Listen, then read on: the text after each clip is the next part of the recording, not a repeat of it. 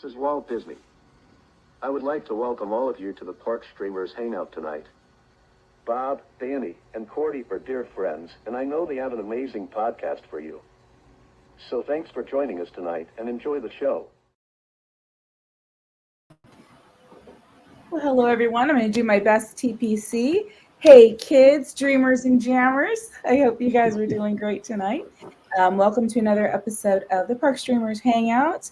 So good to see you all. So we're going to start going around the horn here. Theme Park Casual, we want to let everybody know where they can find you. Sure. Good evening, everybody. You can find me on YouTube, Twitter, formerly Twitter, now X, and Instagram, all of them at Theme Park Casual. Great. And Mr. Barry Place 28. Where can we find you? Hey, everyone. Hello, everyone.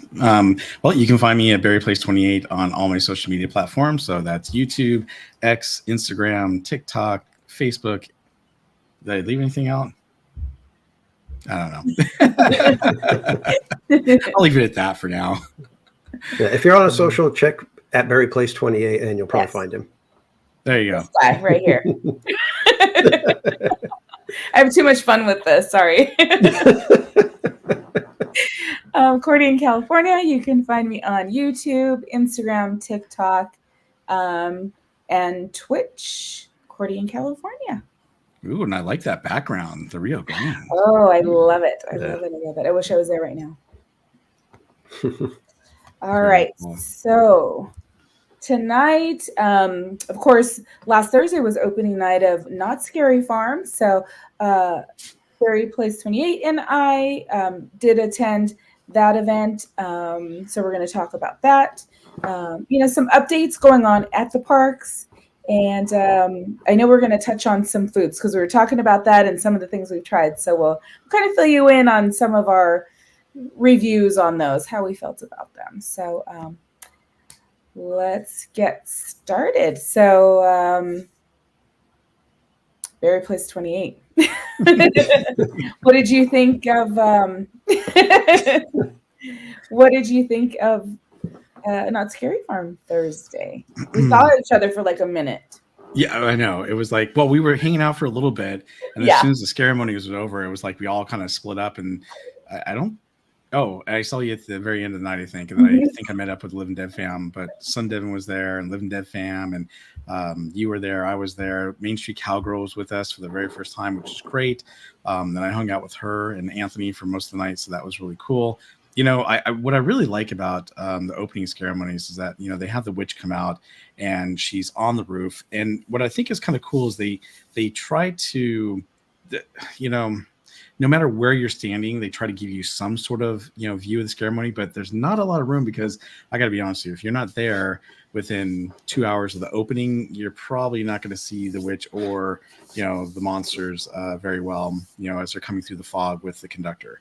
So I think it's really neat that they try to accommodate, even though there's only so much room they can have everyone in. But it was really cool because, she does a great job of opening up, and actually, the conductor comes out first with his lantern, which is awesome. And then she comes out, and then, the monsters let loose and unleash on everyone. And then it's just a madhouse of where does everyone want to go? And I think all of us headed for what we thought was going to be the really cool things, which were the brand new mazes. And that's where we went off to, right? So, yeah. And I was excited because when we went to the preview and we talked about the preview that night, Eight Fingers 9 and Widows just sounded like really, really fun mazes. And I know we're going to start getting into them, but what I liked is that the suspense was really building, and I couldn't wait to see what they had to offer. And I was also kind of worried about Widows because I'm not a spider person, to be honest with you. Mm-hmm. But yeah. And then, we kind of split off. And Cordy, do you want to talk about a little bit what happened when you split off? Oh gosh, yeah, I know, because we were kind of together. We were, everybody was kind of jockeying for for a spot. And even, I wasn't tall enough, even trying to reach my gimbal. Like, the conductor's out there, I can't see him. Can you see him? Oh, well, you were right behind that, like the tree kind of area. So I thought you were going to say the 7 foot tall person. Oh, that too. Sorry, he was tall. He was. I literally was like holding my gimbal over him like this, the whole entire time. That was kind of hilarious. So yeah, no, that was we kind of talked to each other a little bit like, okay, where are we going? Are we going to the new mazes? So we knew that, but it was like then you start seeing people, because I think Devin and I started seeing other people as we were going, so we stopped. Hey. And then we split off. We did Widows first, and then you guys did the 8 Fingers 9 first. So they're right next to each other, and then we traded places. But yeah, we did. Hey, before we get into talking about those new mazes, I forgot to say hi to everyone in the chat. So let's see who's here today. Pirate Girl Trish, welcome. Tom F, good to see you. Tamara Delaney, hello. Chad Pritchard, always good to see you too. Betty Slim Hepburn. Devin with his excellent critique on haircuts. Oh, really? I didn't see that yet. Buddy Hepburn, hello. The Rogue Attraction, good to see you. Zomembies, hello. Let's see. EXP626, always good to see you. Mike Beachman, hello. Tom let's F, see. We also Holly have Ween, Alan Smithy, welcome in, everyone. Yeah. Christy, PH Disney, hello. Jetta Boo. Jetta Boo, yep. I think I saw Aubrey Scaris in here. Hey. I'm loving everybody's Halloween names. It feels like everybody got into it this year. I don't remember so many people changing their names to the Halloween versions last year. Haunted Mermaid, welcome in. I know. I need to change mine. Aubrey Harris went to Aubrey Scaris, and then we had Most Haunted. Halloween. Halloween. Yeah, you got the Ghost of Windy Girl. Jetta Boo. Yeah, it's like there's so. I have a blast with it. That is very cool. As long as I can recognize who it is, because some of them have changed it. Like Notorious one went to Main Street Phantom, and I didn't know it was him. So he had to let me know. Oh, by the way, this is Notorious, and I was like, oh, okay. And you guys let me know when you change it. Oh yeah, he went to Krampus for a while, right? Yeah, that's right. Yeah, different ones. Yeah, let's see. We also have John, Christina Holmes. Hello, Christina Holmes. Latoya Hansen. Hello. Paul M. Newitt, welcome in. Paul M. Newitt. Ooh, there he is. Lynn, always good to see you. I like Halloween. That's so funny. Yeah. Thank you for making something really cool there. And then most wanted 5150. There we go. I said it wrong. Most 5150 wanted. Let's see. Do we have anyone else? I think we pretty much hit everyone. Oh, look, there's Theme Park Casual in Cordy, California. The Park Streamers Hangout. Wow. All right. I think we're good. So let's go ahead and you want to talk about the new mazes? Yeah. I don't know. I mean, Theme Park Casual, a lot of them, there was a lot that was the same too. So yeah. Right. There's some stuff that, and I saw different little clips of stuff through your guys' streams and other people. So I'll be able to give a little bit of commentary. Let me just let everybody understand what's going on. I won't be attending any of the Haunt events this year. There was a decision I made along with Mrs. Casual. I just wasn't feeling it this year. So I put it on my stream. I said, I would never make anybody do anything they were uncomfortable with. And I'm giving myself that same leeway to, take a step back. And if something doesn't feel right for me and my spirit, then I'm going to go ahead and, listen to that. And so for this year, I won't be attending the haunts. So, but I'll be happy to sit here and discuss it with you guys. It's just, I won't be there in the midst of it. So. Very good. Oh, Living Dead Mom just came in. Hello. They were at PG10 last night. They were having a bunch of fun. Oh my gosh, that was so fun to watch. I know. I was up. Oh my gosh. And I will say this because like I said, I'm not attending, but I'm watching the streams here and there. I am having the most FOMO of just the hanging out with everybody and the laughing and the hooting and hollering through it all. That's really what I'm missing. So Living Dead Dad, he's like, oh, what's that? Oh my gosh. Oh, I didn't. It was like we were counting the no's last night. How many times he said no? No. Or he got me. was great. Yeah, but you know that's what makes it fun. I mean, you know, I don't always go through the mazes like that. Sometimes I do get scared. In fact, I need to let you guys know when I get scared, because sometimes you guys don't see me get scared when I'm going through the mazes. And let me tell you, there's a few during Widows and even Eight Fingers 9 where I got the little jump scare. And then of course I also had Main Street Cowgirl scare me in the mazes. So kind of weird. Too funny. Awesome.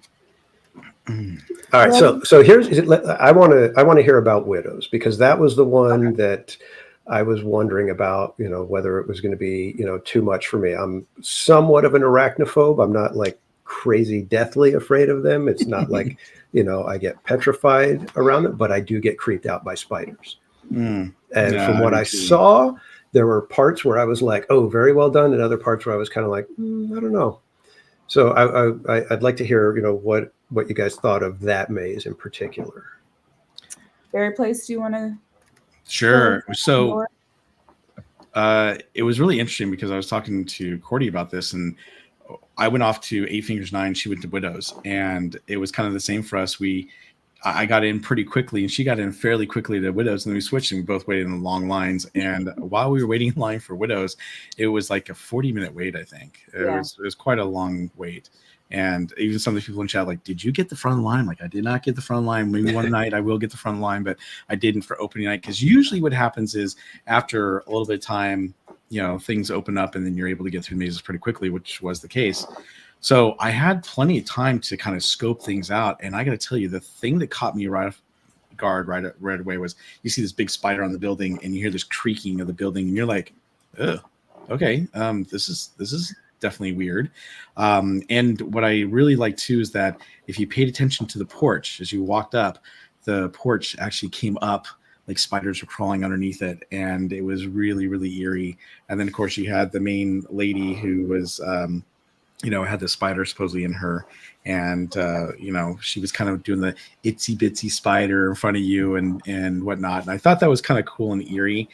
I got to be honest with you, I'm not a spider person either, so I wasn't sure what to expect, but I was pleasantly surprised because the way they described it is that you're going to go into this convalescent home, and all of the convalescent home widows are basically, you know, inhabited by spiders, and they're turning into like spiders, and everything gets more degraded, and you're like, oh, okay, what is this? You know, am I really going to like it or not? And they actually did it very well and very tasteful. There was a lot of different types of spiders. You know, you do go through the convalescent home, and obviously you see people that, you know, have been killed or, you know, turning into like kind of like spiders, but there wasn't a whole lot of that. To me, what I thought was interesting is that they just did a really good job with the animatronic spiders. There weren't too many, but there were a few little jump scares that got me, obviously. And the mood and the setting was done really, really well. Even though I'm not a spider person, they weren't too scary, which I was happy about. But the other cool thing was I wasn't sure, you know, I wasn't sure where this whole maze was going to go. And then, you know, spoiler alert here, but, you know, as you go further into the convalescent home, you end up getting down to like the catacombs where the spiders are coming from. And that was really, really cool and really, really eerie. I don't know if you guys remember last year, but, you know, we had the lanterns, which we'll talk about the lanterns a little bit later, but over by the Grimoire, they actually had this tree, and as you put your lantern next to it, it had the spider, you know, cobwebs and everything. And, you know, you hear the spiders, but you didn't really, you know, see them. But it was really, really cool. And they kind of took that approach to the catacombs, which I thought was really, really neat. And then what I really, really liked was the way it ended, because, you know, they like to always have like a big animatronic puppet or something at the end of their mazes. And they did it really tastefully because they actually had a huge, it was a woman dressed up like a Black Widow spider. And of course the body was like a puppet, but she was standing there, and she did a really good job of, you know, just setting the mood and the way she interacted with people. And I thought that was really, really cool. And the funny thing was, Living Dead Mom was telling us that night, Captain, yep, see right there. Yeah.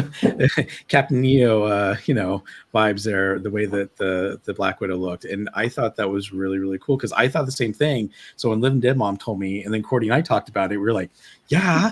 I mean, but it was very well done. The one thing that I thought was interesting, though, is there were some parts of that maze where it was really foggy the first time I went through, almost too foggy, where I was choking on the fog. And then when I went through the second time, it wasn't like that at all. But I will tell you one thing that's really disappointing with that maze. You can't stream in it very well because no one really saw it on the first time I did the stream. And the second time they could see a little bit more, but not much. And so that was disappointing. So I told my followers, I'm like, I will go through this maze and I will shoot it for you guys. And then I'll put it up on my YouTube channel because it's an amazing maze. And a lot of people just didn't get the chance to see it. I did like how I don't know if you noticed this, Cordy, but they reused some of the props and things from the depths because the depths was there in that area. So the rocking ship, that kind of went side to side. They kept that room and they just put it almost looked like a little, I don't know. It looked like what I'm trying to think of the word. What's a little shack you have that you put plants in? Hello. Greenhouse. Oh, greenhouse. Greenhouse, thank you. It kind of looked like a little greenhouse or something like that. You're kind of walking through that's, eeky and creaky and stuff like that. So I think that was really neat that they reused some of the things that I really enjoyed from the depths, even though I was really sad that depths went away. But I'd have to say that it probably was my favorite maze of Knott's Scary Farm. Oh. Wow. Okay. And I don't like spiders. Yeah. I expected something completely different because the spider part of it didn't scare me at all in the maze. Oh. Yeah, so I was like, Now, see, that was one thing I was going to say, just from watching it on the streams, and I mentioned this to Bob. I was like, did they consult with like real arachnophobes to find out, okay, what is it about spiders that you don't like? Because looking at it, I was kind of like, there were some parts that were really done, but it didn't look like it was going to be the kind of thing where I'd be like, oh my God, I feel like, I'm getting really creeped out and I really want to get out of here kind of vibe. I wasn't getting that. Yeah. And I don't know if that was a conscious decision on their part because, you got to be careful with stuff like that because when it's a true, phobia like that, you could really freak somebody out. And you don't know how they're going to react. Little air jets or something, like that almost could mimic something like on Indiana Jones, right? When you're going through there, you could have like areas where you're like, there's something on my ankle, like something low or something, just kind of there. But I mean, like they've had the parts where, sometimes like you got to go through and it's like really thin or they've got like the thing like that's blowing the air and you got to like squeeze your way through that. Like if they did something like that, but then there were like little things moving inside that, like you had to get through by touching it. And there's stuff like that you could feel like as if it's moving, that could be the kind of thing where it just sends it over the top. Yeah. That kind of thing. And just seeing, I don't know, I guess like the animatronic spiders, I was kind of disappointed with it because they seemed animatronic-y, it was like, I want to see, it's like the way a spider moves is what creeps people out. It's like that, that little methodical, one leg after the other coming, slowly at you, those are the kind of things that creep me out. Or scurrying. Or the ones that go really fast. Yeah, it's true. They're too slow or too fast. That's all. On like a television, and it kind of did the slow arms, but it would like do it and then stop and then it would kind of do it again, and that was a little creepy. But I get what you're saying because some of the other ones were really just kind of like jump scares. What I would have thought would have been cool if they could have done is actually had spiders coming down to get you and then coming back up. They didn't have a whole lot of those. I thought so too. And maybe they were because maybe they're conscious of people who do not like spiders, and they're like, we can't overdo it, because that's one thing I was flipping out and running through the maze, destroying the maze, or something like that. So you don't want people starting to punch stuff because they're just freaked out or knocking people down because they're just terrified. So it could be that's the case, and like Zomembi says, the best way to become a super ninja is to walk into a spider web. Well, and Slim Devin was talking about that earlier. He's like, walking to those spider webs. And that was kind of they had to do that obviously, and put the filament hanging down to make you feel like you're walking the spider webs, and that was cool. But yeah, it was. There's some things I thought they were going to do differently too, Cordy, and they didn't. But that's okay. I mean, it was a good vision. I think they did a great job. Obviously, Poison Glow, who's on Instagram, she's also the bride at Not Scary Farm there. She actually worked on this maze, and so I can't wait to talk to her about it and get her take on what they were trying to do and maybe why they didn't do some of the things that we thought they were going to do. So hopefully we'll get that in another conversation one of these days. You know what I would have liked, because when we went to the preview night, there was the actor, right? The scare actor, the woman that played like I can't wait to see you. Like I took pictures with her and she was holding our hands and like very creepy. So I thought she would be at the front welcoming us in, kind of like Mesmer. You've got live people like right. Well, she was there. She just really wasn't talking. But they had that person. Yeah. Yeah, they had the person with the mask. Well, I think it's because the person they brought on stage was the actress who was in that preview movie. Yes. And they brought her out, and she was really good. Maybe she can't do. Maybe they didn't hire her to do that, but yeah, I would have thought we would have seen her more because you saw her in the portraying, right? Like a real. Because they led you to believe that. She was the main attraction with the spider coming out of her mouth, and you're going to see something like maybe they had something planned where she was going to be at the end. But I got to be honest with you, I liked how it ended. I thought it was really cool with the huge Black Widow. And it was the first night, so they may take a look and have feedback, and everybody kind of regroup and say, okay, what worked, what didn't work, let's adjust. And you go back this coming weekend, and it could be a slightly different presentation there. So yeah, and I don't know if you guys remember, but last year after opening night, it was almost 2 weeks before they had actually had some of the things working, or they had changed some things. And one of the things we talked about Theme Park Casual is the fact that when you go through room 13 at the very, very end, you see the big head with the devil's elixir coming out of the demon's mouth or whatever it's supposed to be. That wasn't working right away last year. And then same this year, it wasn't working. So who knows, maybe they'll keep that in and get that going. So, but yeah, I did like it. I thought Widows was pretty creepy. Yeah. And waiting outside, I felt like in the queue, like, hearing the music, and then they had that projection right on the building that kind of built up. And Brian Sevilla was saying that the facade was pretty spectacular looking. Yeah, they did a great job there. And then I know Bob and I both went at the end of the night as well.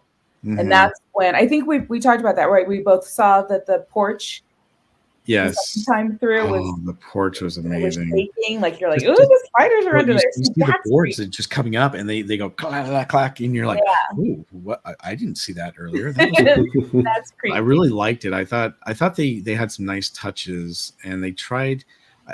I felt like because we had the new mazes last year, which was Cinema Slasher, and of course the tribute maze, Chilling Chambers, and they did a really good job with those. I was pleasantly surprised, because I wasn't sure what to expect with these two new mazes, and so Widows, definitely met my expectations. Now, it'll be interesting because maybe when I go through here in the next couple of weeks, maybe it'll change, and maybe it'll be like, no, I actually like Eight Fingers 9 better. But I thought it was pretty cool. All right. Then then we flip-flopped. So other new Eight Fingers 9. Eight Fingers 9. So we'll start with you, Barry Place. What were your thoughts on that? I was going to let you ladies go first this time. But okay. So what I thought was neat was when you walked up to the building, they actually had the boogeyman, and he was there kind of like creeped over, looking over everyone. I thought that was really neat and well done. I really liked that touch to it. And then, after hearing what they were planning on doing, I kind of had an idea. I thought it was really well done as far as the setting. You felt like you're in a old town, in England, back in the day. The sets were really cool. The scare actors were really cool. and they had little hints of the boogeyman around the corners and big ones on stilts and whatnot. The thing that I like though is that really got me was that some of the actors were talking about how, oh, you need, don't go to sleep and you need to stay away because the boogeyman's going to come get you. And then you see things like when you walk through that room, and they talked about this at the preview night where they had everyone's pictures. The people who were making the maze actually drew their versions of what they thought the boogeyman looked like, and I thought that was kind of cool as well. And then one of the things that got me was kind of a little touch was that I really liked was at one point you're going through like a barn and you see two goats there, and you're like, oh, we got a goat that's got some blood or something hanging from its mouth. Okay, that looks pretty scary and freaky. And then you end up going down these tunnels that I thought were really cool. That's what I really enjoyed as well. Those tunnels were, they're woodsy and creepy, and they had heads that kind of popped out, and that was very, very spooky. And of course, having that big head that you had to walk through that had like, I don't know what that was supposed to be, but well, why don't I do this? I'll put it on mute, but I'll show it while we're talking. Because the members had asked if we had pictures, but we could just kind of have it playing while we. Yeah, go for it. Hey, Pete McDevitt, welcome in. And we've also got Jen's Crochet here. Geo Fright Fest joined us. There's probably a couple other that I missed. Brian Sevilla, welcome in. Yeah, so that's what I was talking about right there. The boogeyman that's kind of hanging over, the entrance, which I thought was really well done because the hands move, the head moves, and it kind of just sets the scene of, hey, you're going to something creepy and spooky here.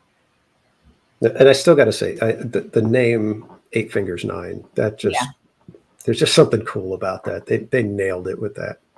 Yeah, I would agree. When I first heard it, I was like, huh?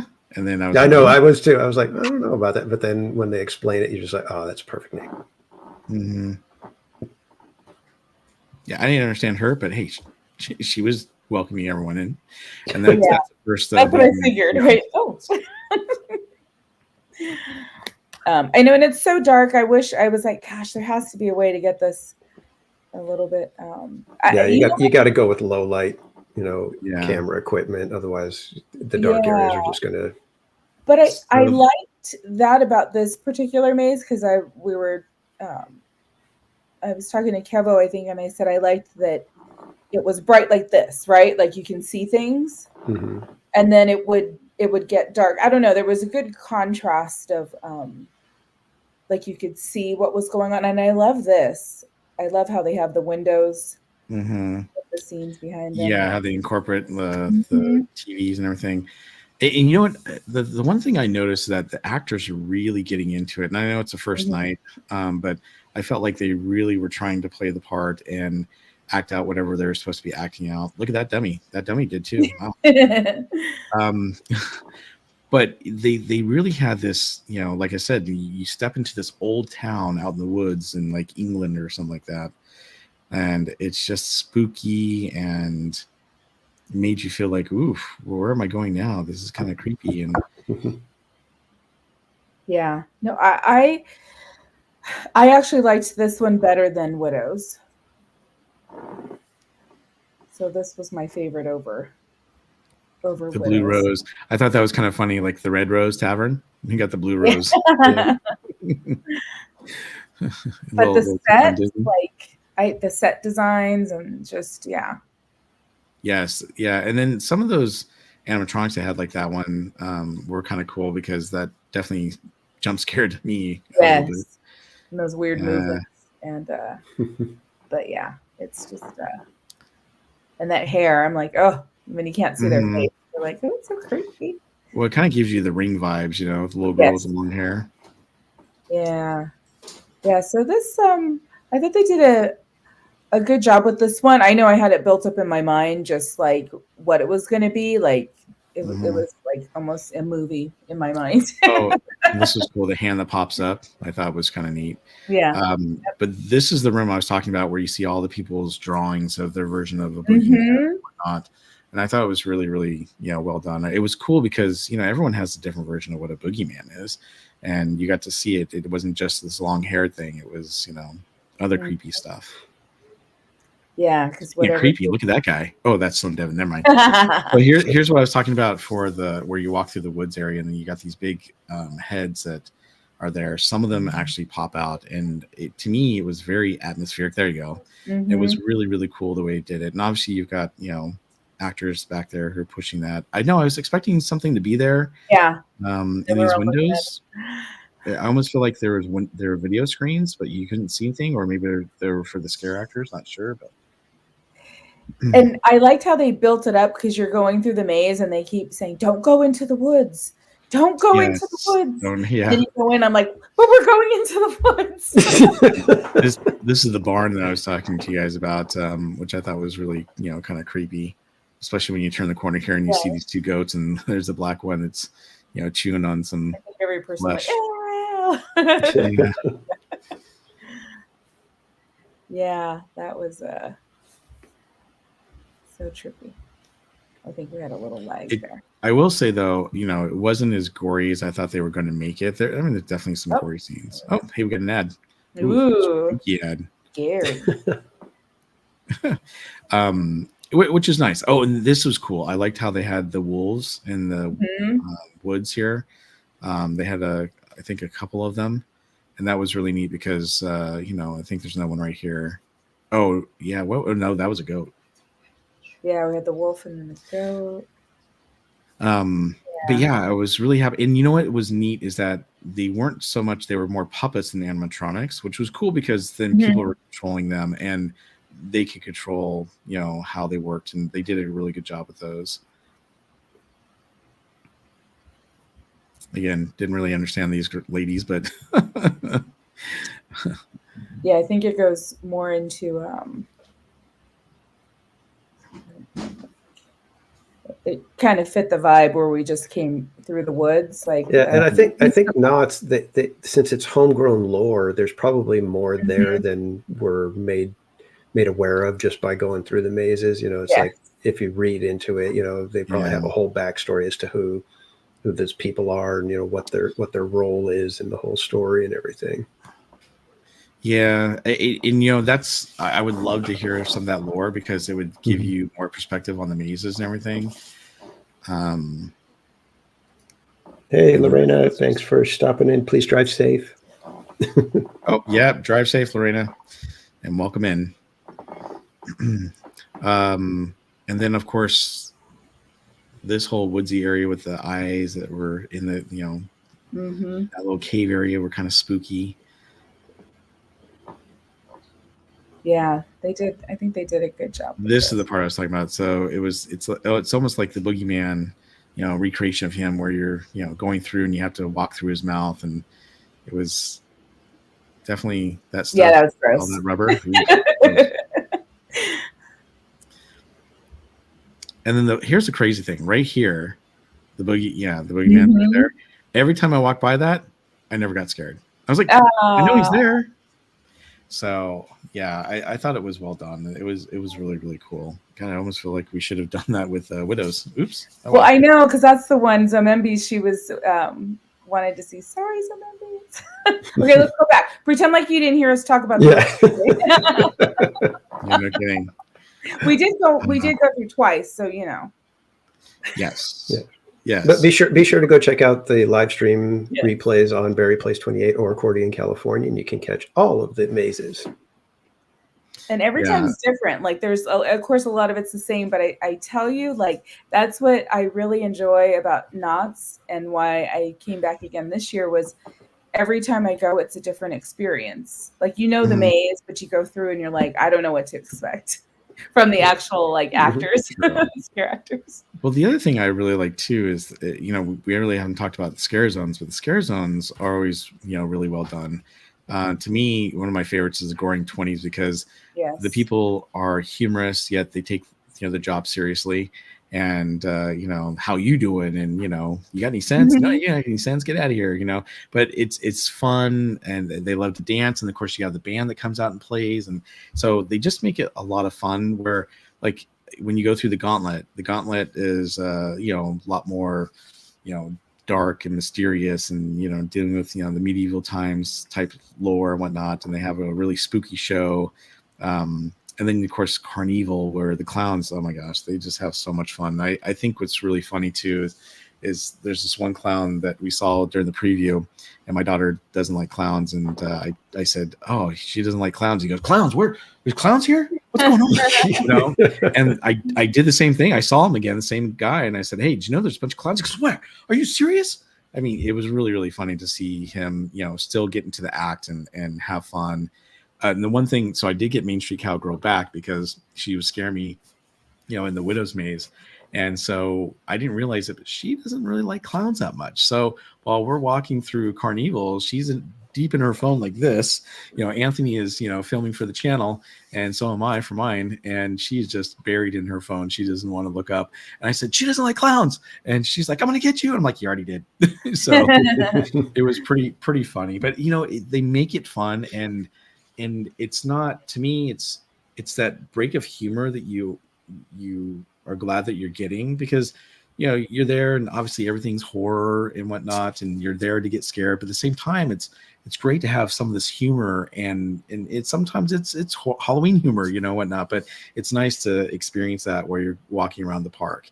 And I agree with you guys. I think Knott's is very atmospheric when it comes to the Halloween vibe. And again, I think Live and Dead dad was talking about this last night. He really liked HHN when he went there, but they don't have as much of the atmosphere as like Knott's does. And so he was saying that he really liked HHN, but he still preferred Knott's Berry Farm. So, and for those, I just wanted to share a quick clip. I won't do the music. If you want to see, hear all that, just watch the streams. But for those that are like, scared to go, or like, because I've been talking to people that are like, no, I don't want to do it. It's scary. But I'm like, you could do the Nobu necklace. You could skip all the mazes, and you would still have a great time, going through the different areas and watching the shows, on the main stage, and then hanging if you want. But there's other things to do. Right. But when you were talking about the goring 20s, like, just I could just stay there a lot of times, right? Because it's so interactive, because well, they've got the live band up there. Yes, and they're dancing with people. Here's Sammy Bear, right? She's like, she got a little shimmy going on with. And then they have us. Where's that? I think it's coming right. How they have us march, little zombie march. Yeah, we joined in with that, but like that kind of stuff, where you're like, I don't know. It's not all just like, Yeah, that the Goring 20s, when I went the last 2 years, it was my favorite spot, just because the band, everything, like you were saying, everybody's having fun. The scare actors are dancing and joking around with everybody. Everybody's getting. It was like it's that little section, especially when the band is going. It's like a little party going on. Yes. So you could just go and you could hang out there, for the 20 minutes, half hour while the band is playing, and just enjoy yourself, just people watching. You don't even have to do anything. Yeah, no, that was fun, right? And then like, hey, they got to turn. This guy's amazing. I don't know. He just goes. Oh yeah. He was so energetic that night.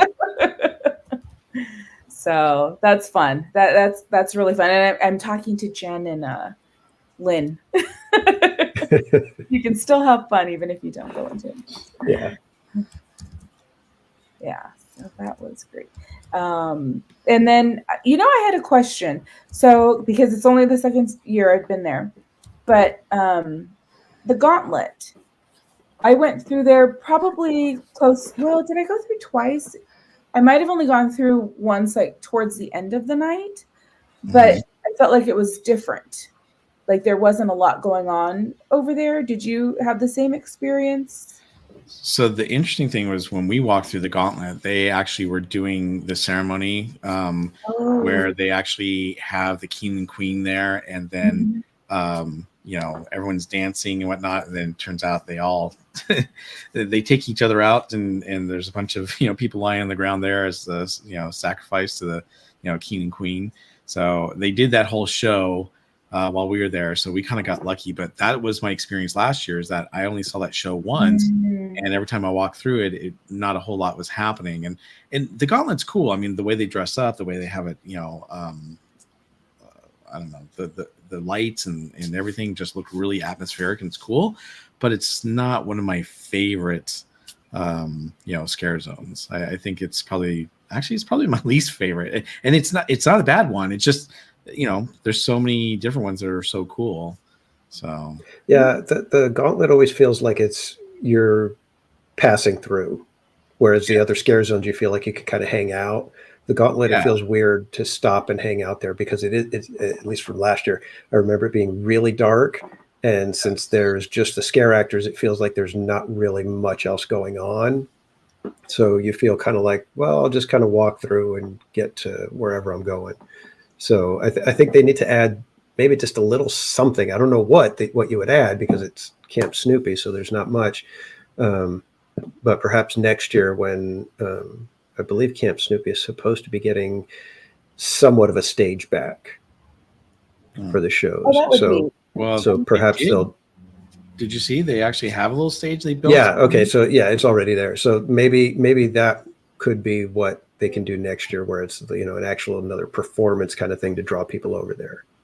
Yeah. They do the slider show as well. I never got caught that last year, but every time I went through that area, I had interactions with the scare actors, like full on conversation shows were put on. Like I have a lot of that. Mm-hmm. So for me, that Thursday night, I was like, oh, wow, this is so different from what I was expecting. There was no fog. It was empty. There was like a couple of scare actors. I mean, we had people like in the bushes. So when you walked by, like I forget who it was. Somebody was trying to walk along like the bushes last year, and there was a scare actor in the bushes. Nah. And so he's like, reaches out, right? So it was, I don't know. Yeah, that. And Carnival, I was like, last year, because there really wasn't, it must have been just the timing. There wasn't much going on there last year, where this year I was like, oh, wow, okay, this is good. This was good Thursday. Linda Lou, welcome in. And yeah, so I couldn't remember if I had seen that the stage was already constructed, or if it was, scheduled to come back, or starting construction or whatever. So but yeah, so it could be that doing something little like that, just having another kind of silly jester show that goes crazy and whatever over there, just to pull people over for a little while. But mm-hmm. Well, that little stage they built, they basically just recreated the stage that they had. It's very, very small, right? But to me, it's disappointing because, yes, you've got the umbrellas and you got the seats and everything, but they almost need to put the umbrellas down so you can be able to see, what's on the stage. And during the day, that's probably not going to be, Yeah, I something went just wrong in that little spot right there. I'm sure it had to do with budget, but still, it's like, man, you guys were so close to, having a great, redo of Camp Snoopy, and as always, budget gets in the way, and it ends up that we miss out on some of the stuff that should have been there. And I'm sure they would have loved to do it, but it just stinks. So I put a poll up for everyone right now and says, are you going to Knott's Scary Farm this year? We have 40% said yes, 53% said no, and 7% said no way, I'm too scared. So if you haven't answered the poll, go ahead and answer it, and let's see if we get any more. He wants to talk people into going. Yeah, and I'll be the first one to say that's really what I'm with my decision to not go. I'm bummed that I'm going to miss out on the scare zones. Those were the funnest part for me. It was just walking around, and it not even the scares necessarily, just walking around with the lights and the fog, and that alone, it just makes it fun. With the they've got the pounding music going on and stuff in different places. It's a vibe. That's really it. And it's just, like I said, I just miss being able to see all the lights and the special effects and walking through the fog. And just hearing the people screaming around you, that's kind of funny. Oh, let me tell you, I had a really good group. The last two, well, Eight Fingers 9 and then Widows. We ran to some, young, I don't know if they're teenage college, but they were having a blast and they were screaming and yelling, and it really does make a difference when you're, whether you have people behind you or in front of you going through that maze, and it kind of makes it a little more like fun to experience. So yeah, no, it's that's the fun part. Like I mean, that is a release. Like you go through, that's a part of like coping mechanism is something scares you, you laugh or you scream. I do both. I laugh and then I scream, and I tell them they have nice hats and I move on. But it's like just whatever, you need to do. But it does make it fun. So we had a few more people. I know we said hi to Pete McDevitt. Obviously, Brian Sevilla is here. We have Lorena Creole, who joined us from Florida. Thank you. CL was in earlier. I don't know if she's still in with us. So I wanted to say welcome to all those new viewers. Yes, welcome in. I will say, I mean, just like side note. So I went Thursday, and then Friday I was at Disneyland. And a couple of Daywalker 40, they're on my stream, and Minerva, they watched that night and they're like, okay, we're going. So they got passes. And then, so they were at Disneyland, and they ran into Sammy Bear. And then, so I'd been thinking about it. I'm like, well, maybe I could go, but I didn't want to say it out loud because then I'd be held to doing it. Maybe I could do it. They're open till 2. And then I saw Sammy Bear, and she's like, so they're there, and they wanted me to peer pressure you. I said, let's go. Let's go. We had 25 minutes of going through mazes, but we did 4 mazes in 25 minutes. Oh, wow. And it was, oh my gosh, it was insane. Because you know how usually at the end of the night, I mean, it is opening weekend, so I could see why it was full of scare actors, but holy cow. Oh my gosh, I've never screamed so much. It was just me and Sammy Bear, no one else. There was no one going through any of the mazes. Oh wow. Yeah, that gets unnerving. You don't realize how much you need to have a group of people with you. Because I did that a couple of times, in the last couple of years when I would go by myself. And walking through the maze alone, it's like I used to I'd have to like, okay, there's a group, I'll just kind of sort of join in with them. And you kind of just tag along with the group because you don't want to be the loner. Yeah. Because that gets freaky. Yeah, that was. And there was no one. I was like, wait, there's no one in line? Not one person. But it was fun. We had a good time, but that was pretty scary. Yeah. So it looks like they still have the Scary Farm Pass still available for $169. And if you're, a current pass holder, then you get it for $10 cheaper, which is good. I will recommend, and I needed to do this, unfortunately, but because I didn't take advantage of it, but I would recommend the buffet. It's $45, but you get a lot of food to choose from. They have a wide variety. And last year, my dad and I had a blast, and we're planning on doing it again this year, my dad and I. And then the cool thing is you get in a little early. So if you can do the 5 o'clock meal, they'll let you into the park early, and then some of the mazes and some of the rides like Ghost Rider are open to you, and you can go through some of those mazes before it actually opens to everyone else. So it's kind of neat that they do that for the people who go to the buffet. So if you don't want to buy a front of the line pass, my suggestion is, go do the buffet. You'll get in early. You can do those 4 mazes and ride, Ghost Rider if you want to. And then you can head in there. If you hit 4 of those mazes, well, there's isn't it like 10 mazes or 9? I can't remember. I think there's 9, 10. So if you hit those 4, I mean, you'll be able to get through pretty well without having to wait too long. And it always seems like this, but that night, the mazes were 5-10 minutes long. So to wait in line, they were like nothing. Which was really, really nice. And especially, I don't know what it is, but the mazes over there by Waxworks, Widows, Eight Fingers 9, and Bloodlines, all of those really don't have that much of a wait. So that's really, really cool if you can hit that area later, because you won't have to worry about it. Okay, and I've got a question here, and I'm going to highlight it because there is the possibility that you know what? I might be able to meet you guys out there for a midnight buffet Yeah. on a Friday or Saturday. Right? Because I could definitely do that. I know. So I was going to bring that up. So they do have a Knott's chicken dinner experience where you can go between, was it 12 midnight And and 3 a.m. 3 in the morning. And I think that's really, really cool. I would love to do that. We could all just meet up and have a late night, eat and stream or just eat. Yeah. Because I was like, you know what? I could probably, if anybody's up for it, if Slim Devin's out there, I'm sure he'd be game. But is he here? I think he's going. We could maybe. Oh, they're getting the midnight buffet this Friday. Okay, well, I can't make it this Friday, but maybe sometime later in the season, we'll have to see if maybe we can. That's pretty cool that they're hook up if anybody wants to do that. That would be really cool to do.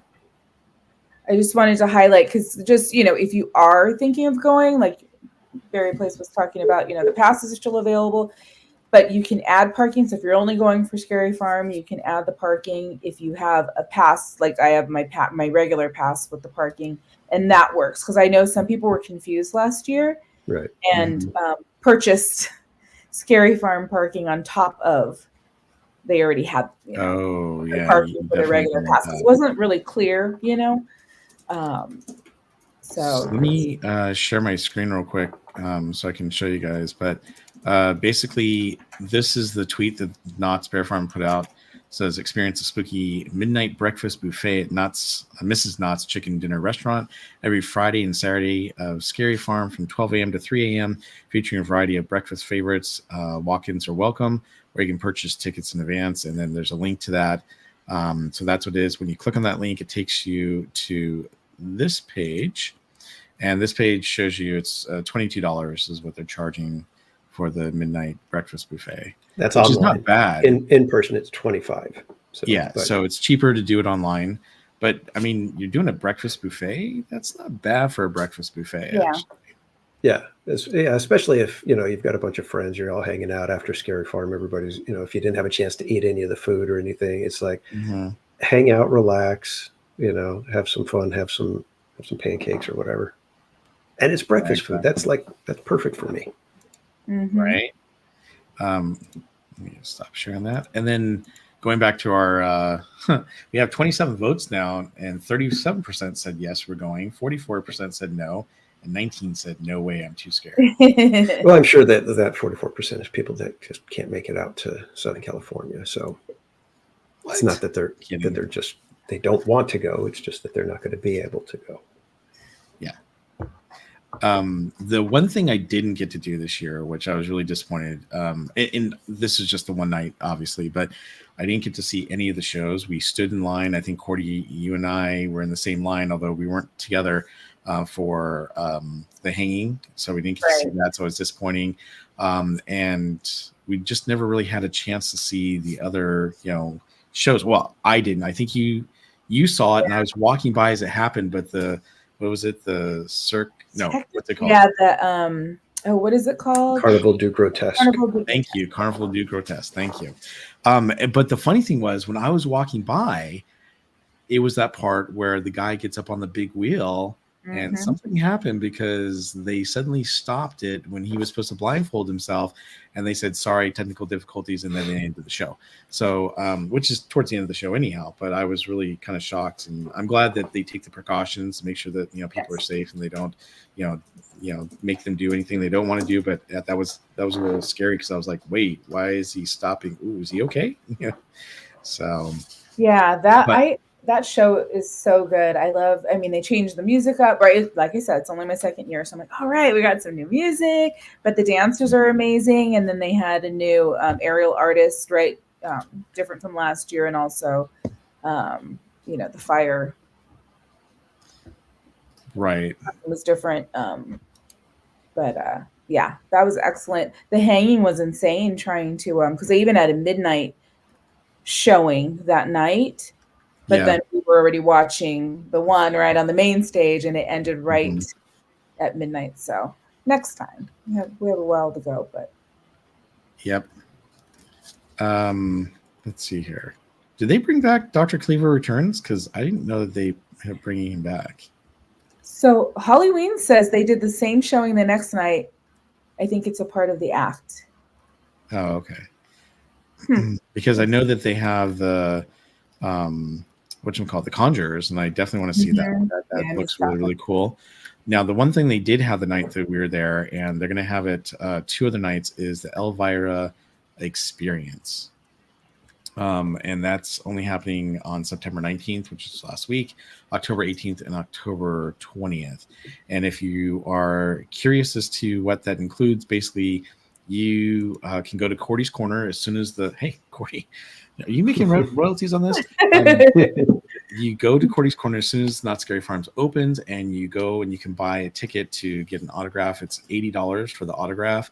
It does not allow you to take any photos with her. And by the way, she's not dressed up as Elvira, so just fair warning, she's dressed up as herself. And you get to just do a meet and greet and get her autograph. But they are doing something a little different. They're going to do a Q&A experience on select dates, so October 18th and 20th. And you'll be able to see that with Cassandra Peterson, because that's her real name. And then also, I know Live and Dead Fam showed it the next night, but they do have the traditional museum-like exhibit that's called Yours Cruelly, Elvira Experience. So that's really cool. You can definitely go through that. That's another experience you can do, except for on October 18th and 20th, because that's when they're going to be doing the little meet and greets, and then they're going to be doing a Q&A on those meet and greets, which is kind of cool.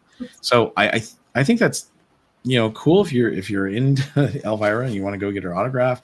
Personally, I would do it if she was actually in character, but nope. And you still had to wait a long time because Rhonda, Walk with Rhonda, she was there and she did that, and I thought she just got there, and she's like, no, I've been over there wait, you had to wait a long time to get to purchase that, and wait a long time to go see her. Mm-hmm. And one thing to remember, you have to be there by 10 p.m. After 10 p.m., that's it. You paid $80 and you didn't get there by 10 p.m. You're not going to get her autograph. You're not going to see her. And so they do tell you have to be there. Yeah, $80 for an autograph, Lynn. She's like, $80 for an autograph? Yeah. Kind of crazy. So. Yeah. Oh. Yeah, Tom, I have not shown theme park. Yeah, I was going to say, I have not seen any pirate videos.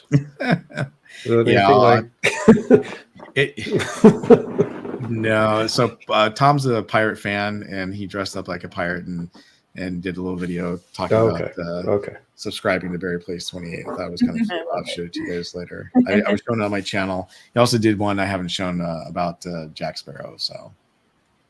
Okay. Shifting gears just real quick. Coming up, starting this Thursday, Knott's Spooky Farm comes back, and I was wondering if they were going to be back, but the Bob Baker Marionettes, the Halloween Spooktacular at the Birdcage Theater is back. That is one of my favorite little shows. The marionettes, the way the performers do it, it's such a wonderfully magical little show. So I am going to have to try to get to Knott's one of these weekends for Spooky Farm, because I've got to go see that little show.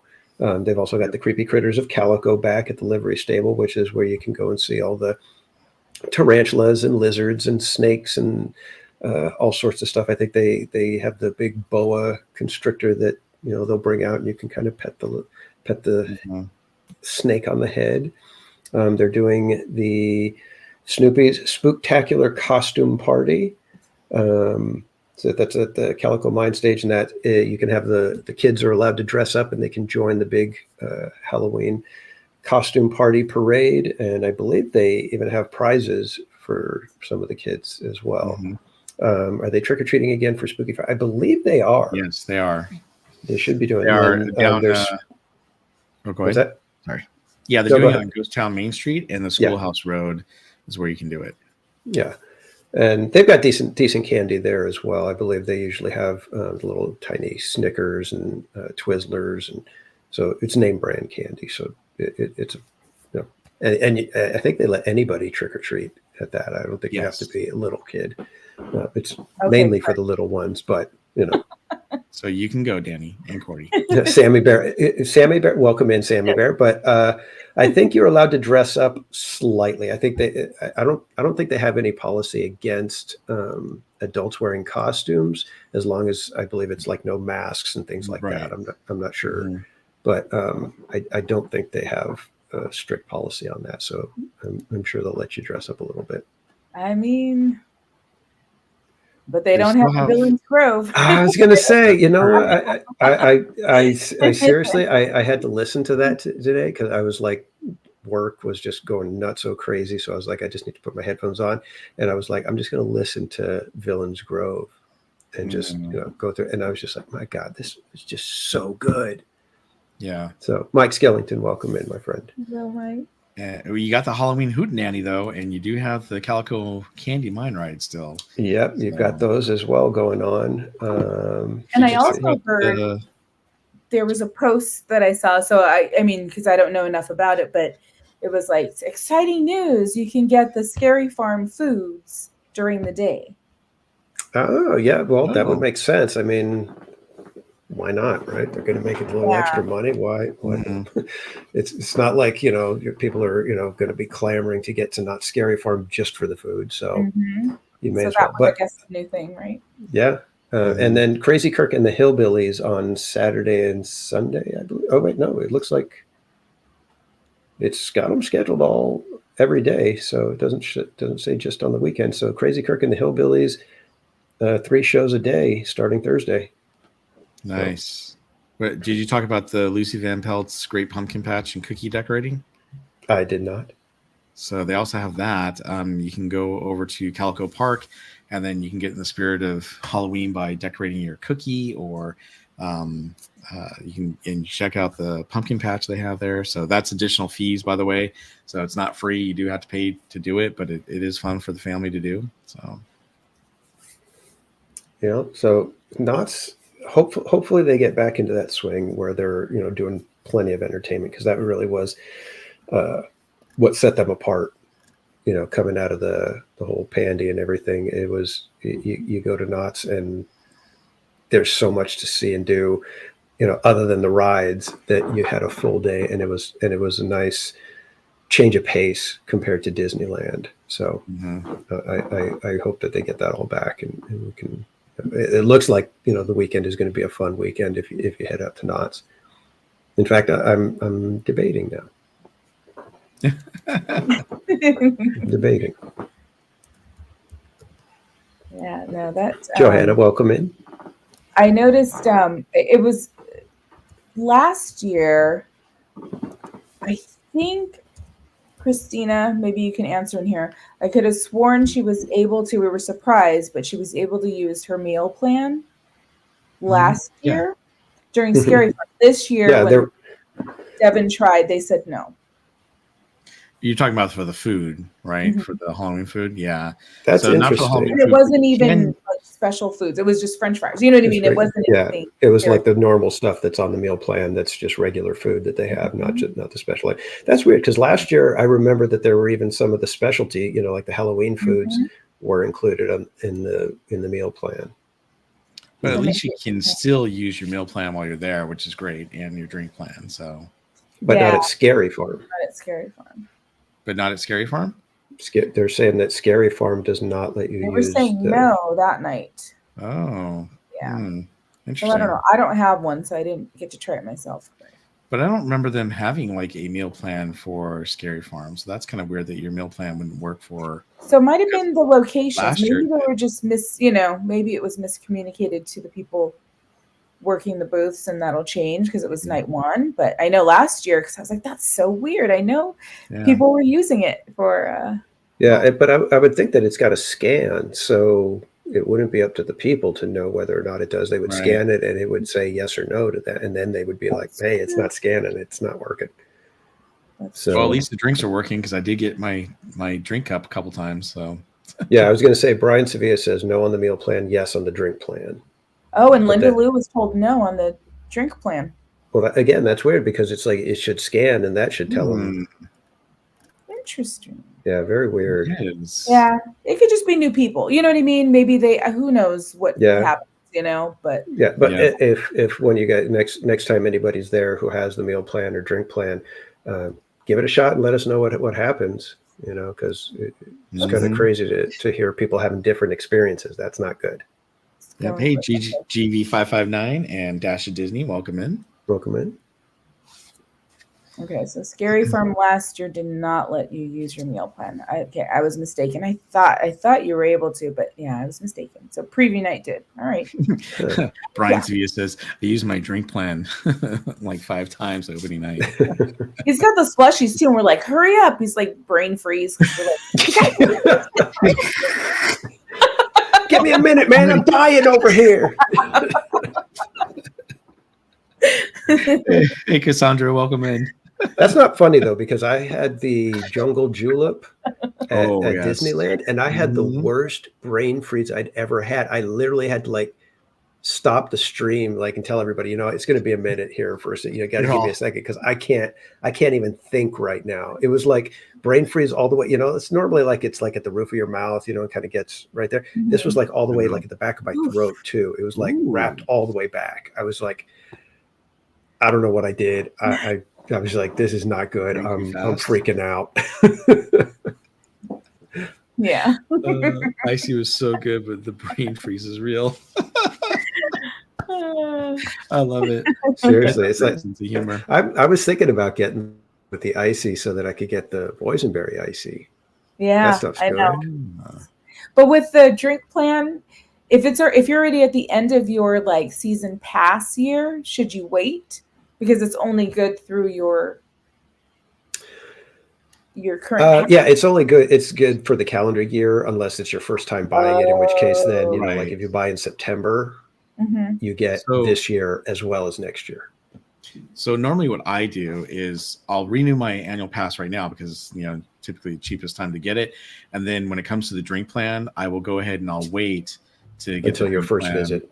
Until the first visit of the new year, and I'll order the the icy one. I do too. I do the plastic cup because I like that because we have my daughter and my wife and I, so we have the big plastic cup, and then I get the small paper cup just because it's great for me when I go to Knott Scary Farm. I don't have to worry about bringing that big plastic cup. It's also great because you get the icy, the coffee, the tea, so you get those extra things. Like my wife loves to drink coffee. I'm not a coffee person, so you know I usually let her get it, but I always wait until the beginning of the year to get those. Okay, because it works through Christmas, right? So if you get the good drink plan, you get the hot chocolate, and things like that. Yep, exactly. Okay. Asking for a friend. Sure. Yeah, I can't decide if I like it better to have the cup or the paper cups, because the paper cup, it was so much easier to deal with because you didn't, like you were saying, Bob, you don't have that extra, you know, cup to have to, you know, clip to your bag or have to worry about, you know, did I grab it? Did it fall off? You know, those kind of things. Right. You know, and if you forget it, you know, then you're like, oh, I don't have my cup. I can't, because that happened to me, you know, and it was like, I ended up, you know, just throwing the cup in the car and just leaving it in the back seat just because I was like, I get tired of, you know, driving off and then being like, you know, on the freeway heading up to Knott's going, I forgot my cup. Yeah, I know that is frustrating, but I will say, I wish they give you bigger cups. Those little cups just don't last long enough, especially for the ices. It's like, really? And then you have to wait 15 minutes before you can get another one. So I'm like, And by the way, welcome in, Donald's fan. Thanks for joining us tonight. Yeah, I think I'm thinking, but then it's fun to have the souvenir, you know, the cup from every year, you know, to have. That's why I do both. Okay, can we talk about one thing that I did get this year for Knott Scary Farm? And I don't want to talk about it. Okay, I'm just kidding. So I decided to go and get the newest version of the lantern this year, and I wasn't going to do it. But I thought, you know what? They got new interactive things, and I got to try it. I'm always, you know. And it was fun last year. I thought the lantern was a nice addition to the whole event. It worked, you know, fairly well last year. It was hard trying to figure out what worked and what didn't, and then as this, you know, season went on for Knott Scary Farm, you kind of learned what set off, you know. But the cool thing was you usually knew because your lantern would turn red. One thing that I did last year is that I went to the Legacy store to get that, and when I bought the Legacy or went there to buy it, I decided to try it out because they actually have a picture frame on the wall that actually has Sarah Marshall, and if your lantern sets her off, then she becomes alive and everything. So really easy to test it. So the first one I tested didn't work. Second one I tested didn't work. Third one I tested worked. So I got it, and it was fine. Because they did have some issues last year with Lantern. So this year they have a new one. It has 2 new settings now. One setting actually interacts with other lanterns when they come around you, and the other one just sets off the stuff on the, in the mazes. And then it also has like a little infrared sensor on the very front of it. I didn't notice in the back, but definitely in the front, just really tiny one. And it has a spider now on both sides. So I went there, and the first one I picked up, sure enough, didn't work. So I picked up another one. It worked, not right away, but it did work. So I said, okay, I'll take it. And I, took it into the mazes and stuff. And I didn't notice anything happening. In fact, the interactive side looks like a regular lantern. It's just kind of like that yellow glow. That's the Bluetooth or interactive side that works with the mazes. And so typically in the past, it would change to the color of red or blue or something to let you know that you're setting something off. And it was always really, really cool to see that thing go off. And you're like, oh, I see that. I got a little monster here like Grindel and, and Bloodlines. But this year, it really wasn't changing any colors. And then when it did change color, you're like, why did it change color? I don't see anything around me that, worked.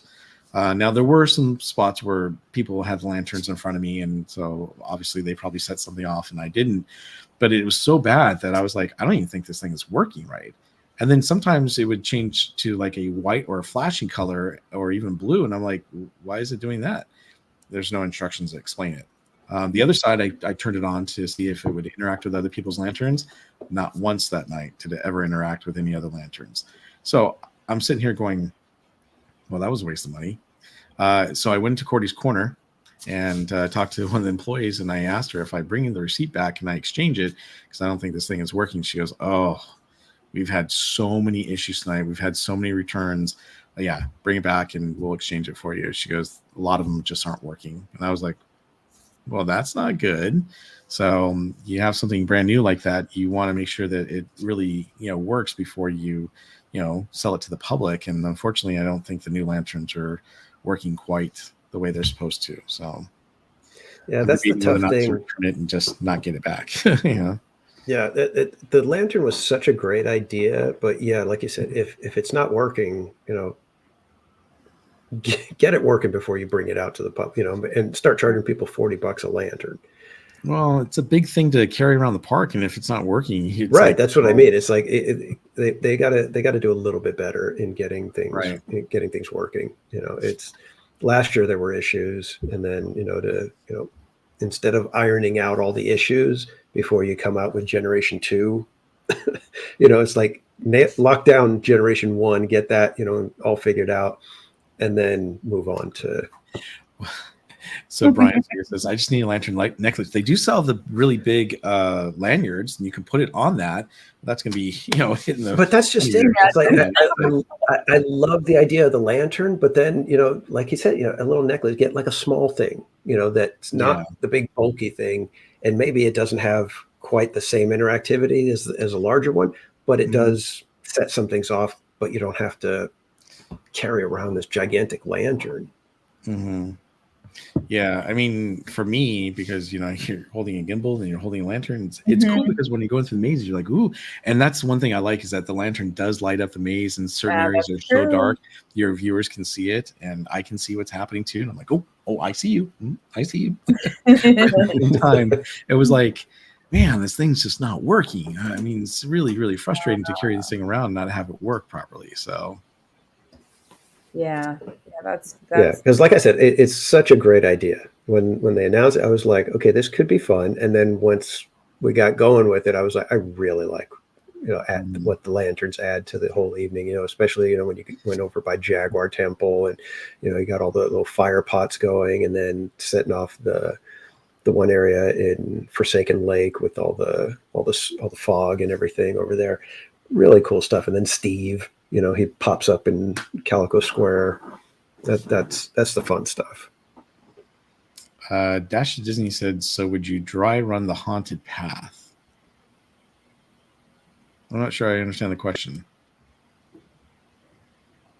Dry run the haunted path. Guy behind me in Widows had the old lantern. It was triggering the animatronics. Well, there you go. I'm thinking about just taking my back and getting, just using the old one. That's what I'm thinking about doing, because I don't really care about interacting with the other people's lanterns. It was kind of more of a gimmick to me anyhow, because not a lot of people had that on. That functionality is green when you turn it on. To me, it's more of an interactive experience when you set off something in the mazes, which is cool. So yeah, I think I'm maybe just returning it for a refund. Yeah, I mean, what else, other than the lights going off and, oh, look, our lanterns are lighting up at the same time. What other interaction is there with the lanterns, between two lanterns? Oh, so Dash Disney said, how would you test? I mean, so I was talking about they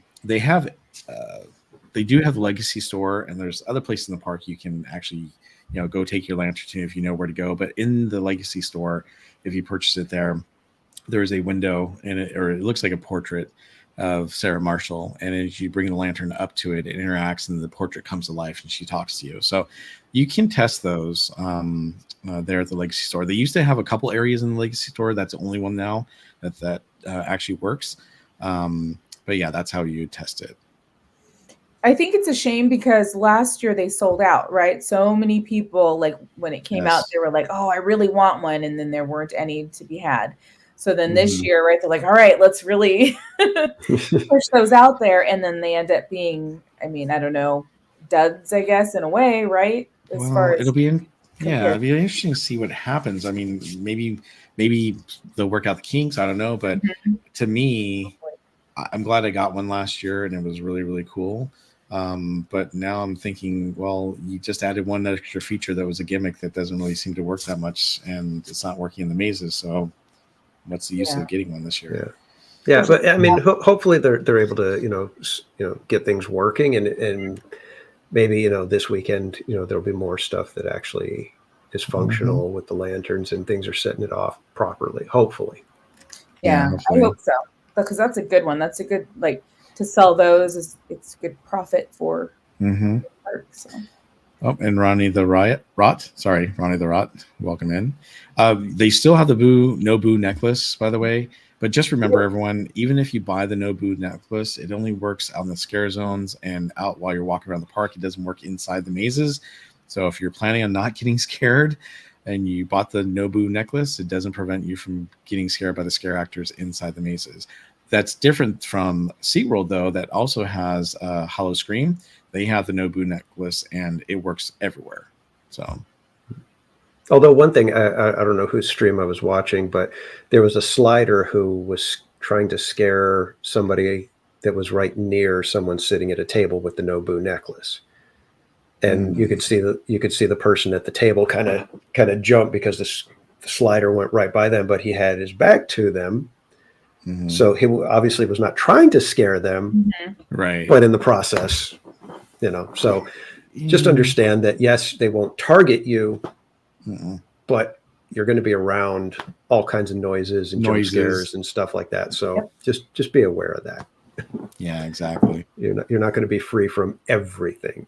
And there is tons of stuff to scare you. It's not just the scare actors. You got to worry about people, like Main Street Cowgirl wandering around scaring people. You're right.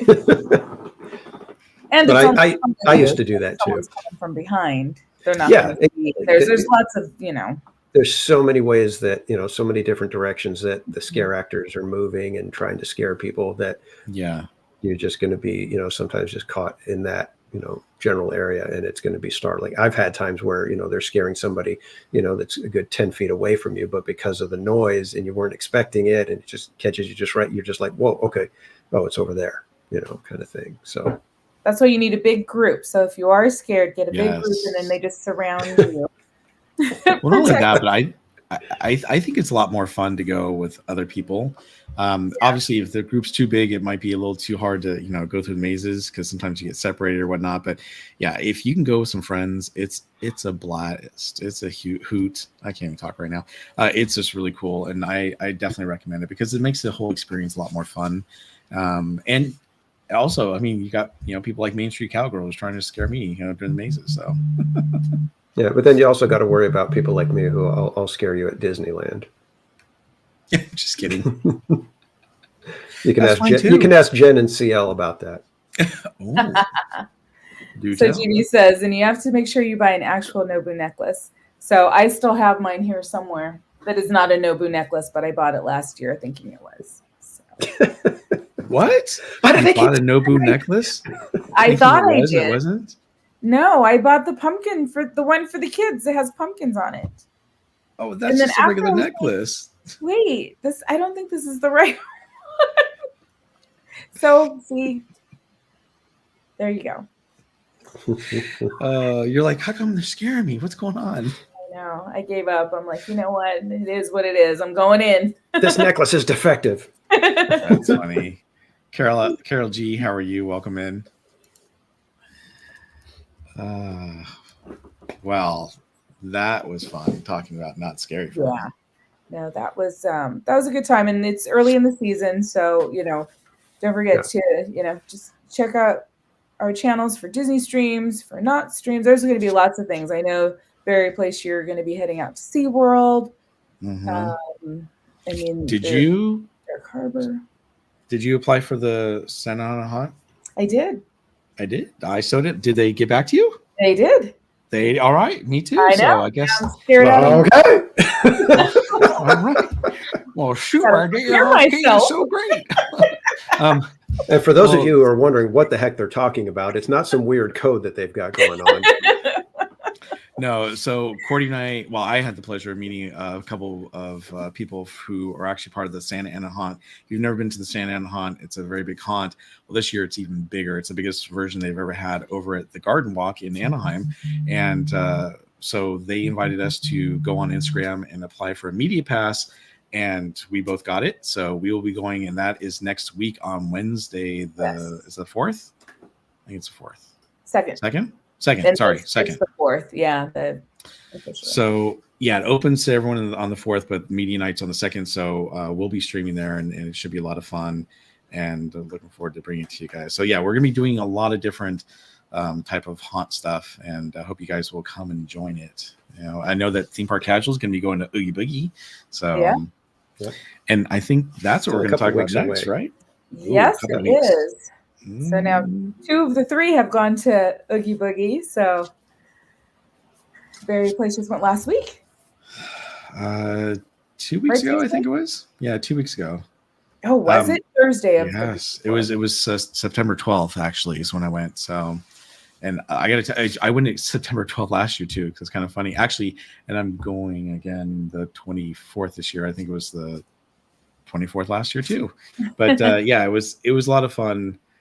Going this year, I knew what to expect. They had a couple new, villains that we got to experience. Dr.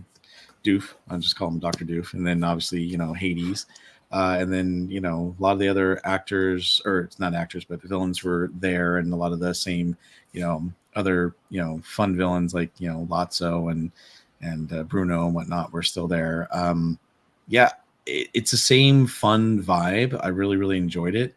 I got to tell you, though, there's some villains that just stand out that just, you love going to see. And Ernesto de la Cruz is still one of my favorites. I mean, and the thing I liked, I don't know if we talked about this. I think we talked about this last time you brought it up, Cordy, but they actually have 2 separate lines now for some of the villains where you can stand in front. And those people that want to do videos or photos can do that. And the other people have another line they can just keep walking through to complete the line. The only problem is some of the cast members didn't do a very good job of the lines would get kind of gummed up with people. And instead of saying, hey, can you guys just spread out so other people can come and take photos and videos, they would just like huddle right there, especially for like Ernesto de la Cruz. Christy Peach Disney says Oogie Boogie was a lot of fun. Hades was a good addition. I liked Hades. I wasn't as impressed as I thought I was going to be. He never got mad in front of me, so I never got to see his head, turn red and whatnot. But he was, he was good. My daughter Ariel loves loves Hercules. So when she saw that I had footage of, Hades, she was like, "Oh, let me see. I want to see it." And then she was like, he was okay. And I was like, "What? I thought he did a pretty good job." I like the whole set. That was really, really nice. And then, of course, we had the other new one, which is Dr. Doofenshmirtz. What was his name? Doofenshmirtz. All right. So I will say, I actually enjoyed him better than I thought I would, because I'd seen people, I saw Cordy's video and I saw other people going to Oogie Boogie and putting up, videos. And when you see it on video, you're kind of like, it's kind of a letdown. But then when you're there, you see all the, video screens and things around you. He's in a cartoon universe, but here he is now in person. And so they have these cartoon, video walls all around you. And then when he interacts with his buttons and levers, it activates stuff on the screen, which is really, really cool. And I thought that was great. And he was trying to interact with people. The problem was people just didn't want to interact with him or weren't trying to interact with him. I did. I said, "Hey, have you seen the platypus?" He's like, "The platypus?" I'm kind of freaked out a little bit. I thought that was kind of neat. But overall, because he does look so weird, and because I'm used to the cartoon version of him, not, the actual, maybe if they had a video screen, that was up there and it wouldn't have been as interactive as, a human, playing the part, but maybe that would have, gotten people a little more. But then people were like, "Oh, we had a villain up on screen." I don't know. He was okay. He wasn't my favorite. But, it wasn't as bad as I thought it was going to be. I will say, they give you tons of candy, man. Oh man, I came home with I came home with like, I don't know, 3.5, 4 pounds of candy, maybe more. Although, thought we'd talk about this real quick. Just a quick FYI, PSA to everyone. So if you haven't seen it, right after Oogie Boogie started, there was a lot of tweets going out about people who were getting expired packages of the cookies and crackers and things like that. Some were expiring the same day of the event. Some had already expired.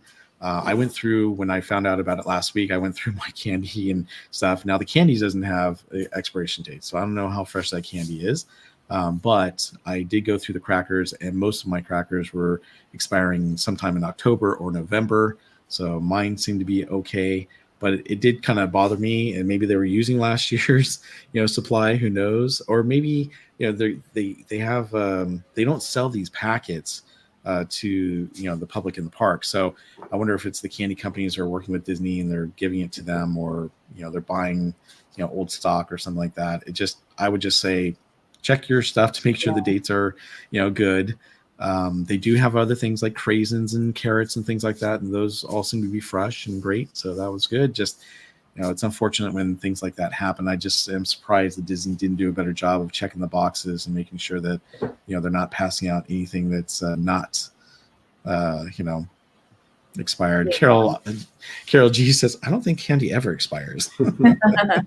and you got to remember the dates that are on there, those are best buy dates. It's not that anything's expired or soured or going to be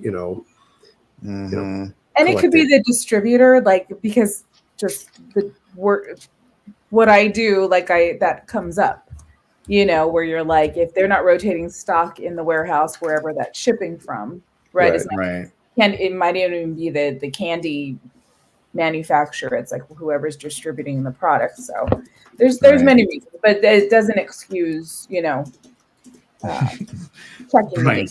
Brian Sevilla says 99-cent candy store or store candy. Well, they did go out of business. They're like, they went out of business. Heather Jung, welcome in. Thanks for joining us tonight. I used to teach food safety many, many years ago, and so I'm kind of a big stickler on food safety. And I know what you're saying, Casual. I mean, that is a best buy date, but my wife tells me this all the time. But I'm the type of person like, oh, it says this date, and I'm done. I'm not doing anything after that. So, yeah. I'm gonna scrape the mold off the cheese and eat the rest of it. Well, cheese is mold, so hello. I'm just saying. That kind of mold. Did you get your patch? Oh, I didn't either. I forgot. I didn't get it. You know either. what? I was so busy with trying to see all the villains, and then we went back to see some of them again. And I wanted to make sure I went to the Villains Grove twice because gotta do the Villains Grove twice. Yeah, I totally forgot to go get the patch. Where is the patch, by the way? Same Silly Symphony. Oh, it is. Okay. Bummer. No, but I got to see the first showing of the parade, which was nice. Same parade as last year, so nothing really changed. That's the thing. Nothing really changed, from last year to this year, other than a couple of the villains, which I'm fine with because they do a good job of what they do and how they do it. And it seemed to me that it was running a lot smoother. And I don't know what the deal was, but it was sold out completely. But it didn't feel like it was sold out for most of the night, which I thought was neat because yes, certain areas were definitely, packed and had a lot of people waiting in line to see the villains, but they kept the lines going and they did a good job of that. And I never really felt like it was so packed that, like last year, it was so packed the night I went, I was like, oof, this is kind of crazy. And I was trying to see everything, and I missed some of the villains and I missed some of the photo ops that I thought would be cool to do, and I had to wait until I went back with my wife and daughter so that I could experience that again. And this time at least I knew where to go. With this time, I got to experience every single villain, and I got to do pretty much everything I wanted to, other than, now that you reminded me, get my patch.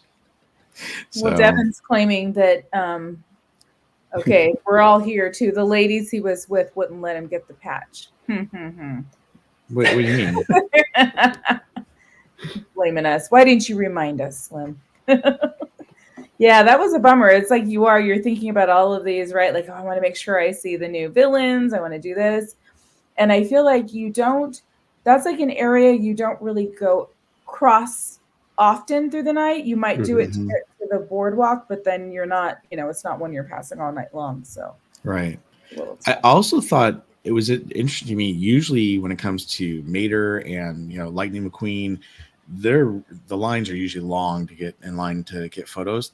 They were easy to get photos with, and so I was able to, I think I just did Mater. I didn't do Lightning McQueen, but I was really happy that I was able to get my photos with them, which was really, really cool. And then let's talk about one villain I truly loved last year, and I was a little disappointed in this year. So Judge Doom was great last year. And one of the things I really, really liked is that he would talk about the dip and what he would do to tunes. And he had the shoe that he would take, and it was shaking, and he would dip it in the dip, and then obviously let his hand out, and the shoe was gone. And I thought that was pretty, it was spooky, but at the same time, it's like, well, that's what you saw in the movie. And and to me, it wasn't like horrific because it was in the movie. But they didn't do that this year. This year, they had the same shoe in a cage above the thing of dip, where the dip was overflowing on the barrel. It's a very cool looking, effect. But he gets up. He sat down most of the time. He hardly ever got up. Both times I went to see him. And I was a little disappointed because I felt like he didn't interact as well, and he didn't do a whole lot of showmanship like he did last year, especially when it came to dipping the shoe.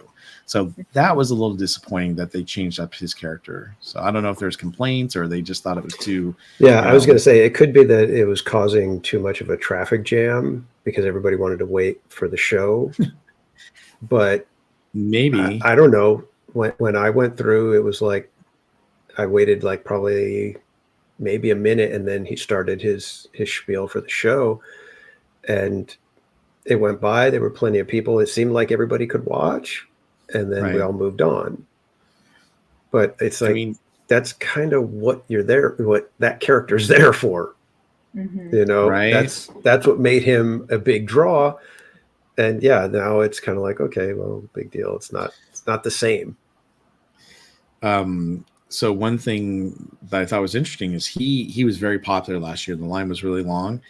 This time, and it was towards the beginning of the evening, I went right there and there was no line to get in. I got in right away. And even later in the night, same thing. And so I was just wondering if people just they love the character, but they just weren't like, yeah. In fact, the thing was, he wasn't talking a whole lot, and people kind of were trying to get him to talk. So I don't know if he just didn't feel like talking or a whole lot. But later on, he's like, "You seen a rabbit?" And I'm like, "Try shaving a haircut." And then he did it, which was kind of cool, So I'm glad that he, did do that. And he did, like, one woman walked up and it's like, "I'm a big fan." He's like, "It's always a pleasure meeting a fan." It's like, so it was cool. He did interact. I just felt like there was a lot more interaction last year than there was this year for I think Judge Doom. Timing. It's so weird. Like every time you go, like we got lucky the night we went. I feel like we got great interactions with each of the. Oh, really? With the villains, like we really had great timing. Somehow we just happened, to go to each spot perfectly. But I know what you mean, because having gone a couple times last year, it was totally different experiences between the two visits. So yeah, I'm nervous because last year was such a perfect visit for me. I had so much fun, obviously enough to get me to buy a ticket this year. But yeah, I'm worried that it's not going to be the same experience because it was so perfect for me last year. I got to see every villain, take the picture with the Sanderson sisters, waited for the parade, and I actually mistimed it because ended up waiting like I think 30 minutes before the parade even started. So I was like there way too early. So I missed out on doing extra stuff, and I did Villains Grove 3 times. Oh, you did, and I wasted half an hour doing the death wheel. So, but yeah, I'm hoping that it's just as much fun this year. Let's see. Oh, sorry, I saw something that EXP brought up, but we can talk about that a little bit later. I'll start it. I think that overall, and it's not that I was disappointed. I got to be honest with you, I wasn't disappointed at all with any of the stuff I experienced. I know I was like, I wish Judge Doom still did the shoe thing, and one of the new villains wasn't that great. Agatha, no one really interacted with her or had anything to say to her, and obviously her show's not doing so well, so I don't know if that's gonna have an effect on Oogie Boogie. But it didn't disappoint me. I still had a great time. I still enjoyed myself, and I'm going one more time, which will be great. And I'm looking forward to seeing it because I will tell you, when I streamed it, I did have a lot of fun last year, but because I knew what to expect and knew where to go and everything, I had a better time with my family. Just because I was with my family and I knew where to go and knew what I wanted to see that I missed and all that stuff. And this time, same thing. I knew where to go, I knew what to see, and I got to see everything. So it was a better experience this year, the first time. And who knows? Maybe I'll have another great experience. I'm sure I will for the second time. So in October. Yeah, and I think there's a lot of people. I noticed last night that I don't know. Oh, actually, when I first got there, so around fireworks time ish, people were coming over from Oogie Boogie. So that could maybe be part of the reason it empties out a little bit as it goes on. Is if people have passes or whatever, they have a ticket, they're spending some time at Oogie Boogie and then jumping over to Disneyland earlier. Yeah, I did sense that one of the nights I was there that they had Oogie Boogie and I was streaming because I was like, oh, wow. I saw people. I'm like, why are people dressed up and they're over here at Disneyland instead? But, if you're right, if they got to do and experience everything they wanted to, then they're leaving the park early to go over to Disneyland so they can, have fun over there as long as they have their reservation. But Carol G says, I think in general, all the Halloween decorations in both parks and downtown Disney are outstanding. And I would agree. Yeah. Yeah. I love all the purple in DCA. With the trees are just like blazing purple. So cool. Downtown Disney looks great. I think they did a great job with like the Mickey and Minnie, kind of by the fountain in the front. Oh. The fountains, that other fountain. Those are great photo ops, aren't they? It's fun. Yeah. And then the Pluto, right, with the Halloween sign. But, have you guys done the pumpkin hunt? Not yet.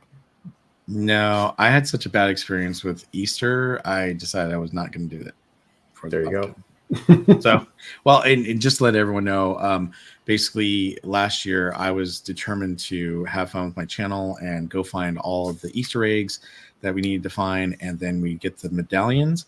And it turns out I bought all of these Easter egg hunts for Downtown Disney, Disneyland, DCA, and within a week and a half, they were completely out of Mickey and Minnie for medallions. It turns out I think Minnie was the only one I didn't get last year, and so you can actually, same with the Great Pumpkin Hunt, you can actually purchase, the egg hunt, or sorry, the this is a pumpkin hunt, piece of paper, and then you can actually turn them in right away to get the pumpkins. You don't actually have to go find them if you don't want to.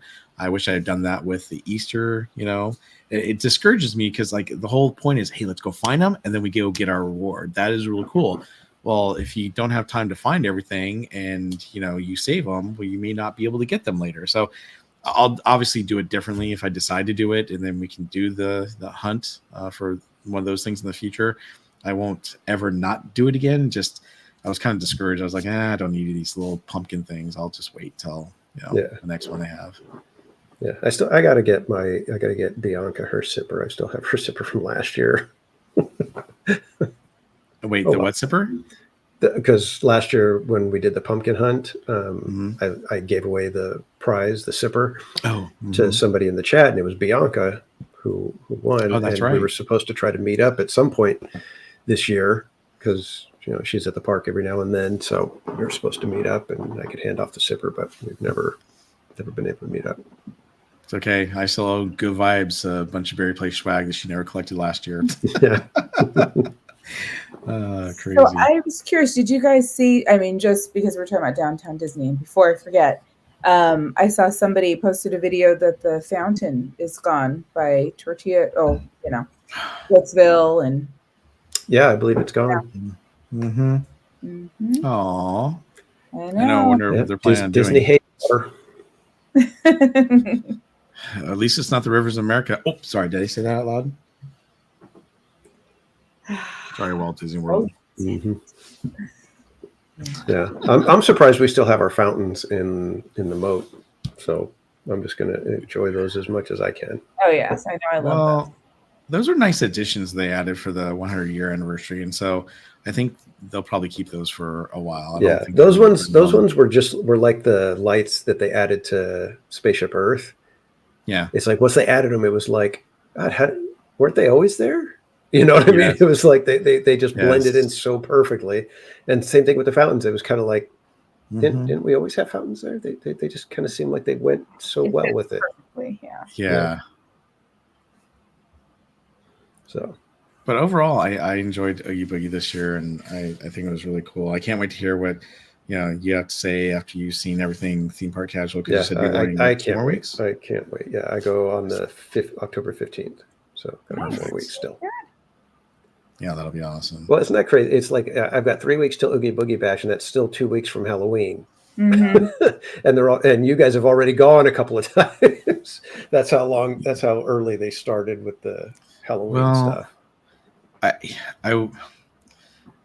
I wasn't sure if I was going to get like 2 or 3 days for the Oogie Boogie. I definitely wanted to do what I did last year. Excuse me. Sorry. So I just decided to stick with the 2. And then later you're beating yourself up going, oh, maybe I should have done that 3rd night or something, But to be honest with you, I think 1 is perfect. If you can go 1 night, that's great. But 2 is, I think the great, that is the great number to go on, because you obviously get the chance to really experience everything full, and you get tons of candy. And I think you're doing the same thing as me. You streamed 1 night, and then you're going with your family. Yeah, my daughter's birthday is in the end of October, so we're going to celebrate with her, and so that'll be fun. Yeah, same. I'm going the 29th, and it's because my son just had a birthday, and then his fiance his birthday's or her birthday's that day. So well, happy birthday to them. That will be fun. Yeah, that's cool. Yeah, very nice. Well, We're coming up on 9:46. Yeah. Got a lot of discussions in here about a couple of really great events. So I think, I mean, if you guys don't have anything else you wanted to bring to the table. There was the one thing that EXP brought up About the the dragon that the you heard dragon. I believe that is just rumor. Yeah. Yeah. I So don't think there's any truth to that. yeah, I mean, according to the berry patch, I'm hearing that there is a rumor that they are building a new, Murphy, and that they are going to bring him.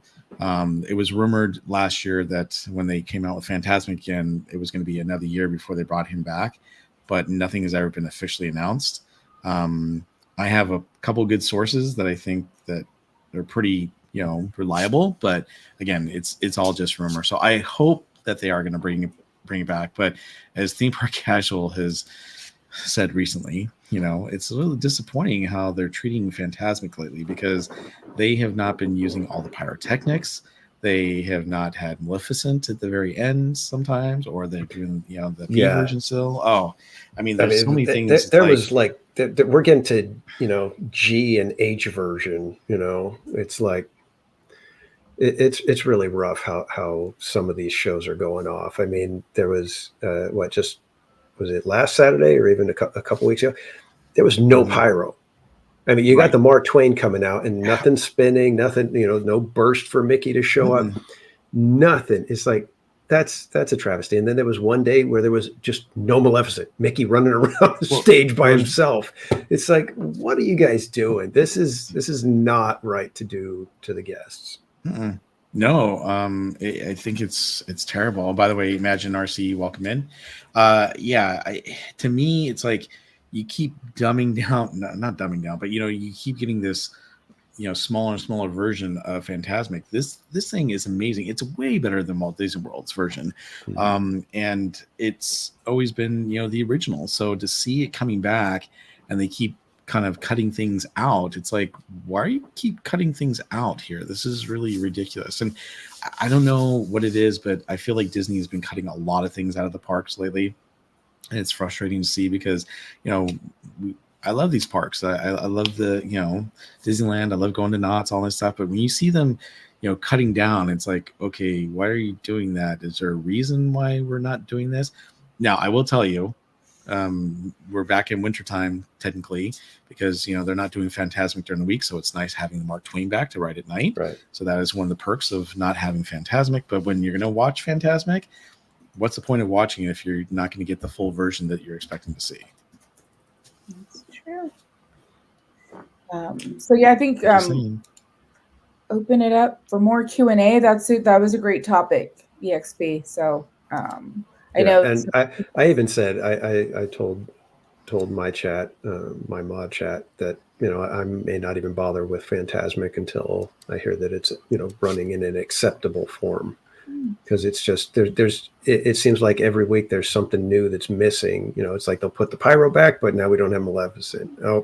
Maleficent is back, but now we're missing this, and it's just like, forget it. I haven't had that experience. Every time I go, it's been everything's happened. Lucky you. Yeah, lucky you. That's what people were saying, and I'm like, okay, well, let's see what happens. And then everything that has been happening, right? That's supposed to in this version of since it came back. But, yeah. And Sammy Bear is saying that we get the Death Wheel because of no World of Color, so we can ride the Death Wheel at night. That's true. So. Yeah. So Nemi's got a question here about the Hungry Bear. I think that opens. Isn't that going to open the same time as Tiana's? Like it's all kind of one. I don't know. They may, if they can, they may open it early, but I would assume that no later than November 15th. But you never know. They may open it early, because I know they've got cast member previews for Tiana scheduled. I think something like October 23rd or something like that, and those are supposedly running all the way to November 12th. So there's talk that there is going to be no annual pass holder preview for Tiana. So That's a if you bummer. guys have cast member friends, they can get you in. They're allowed to bring one guest. Mm-hmm.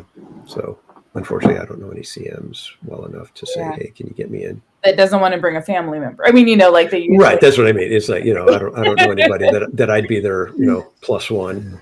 If anybody knows a cast member that needs a plus one. Yes, exactly. Yeah. So we have a question from Dash of Disney. Anyone see water down the falls of Tiana's yet? Yes. Nope, not yet. Oh, Oh, you did? You saw You did? water?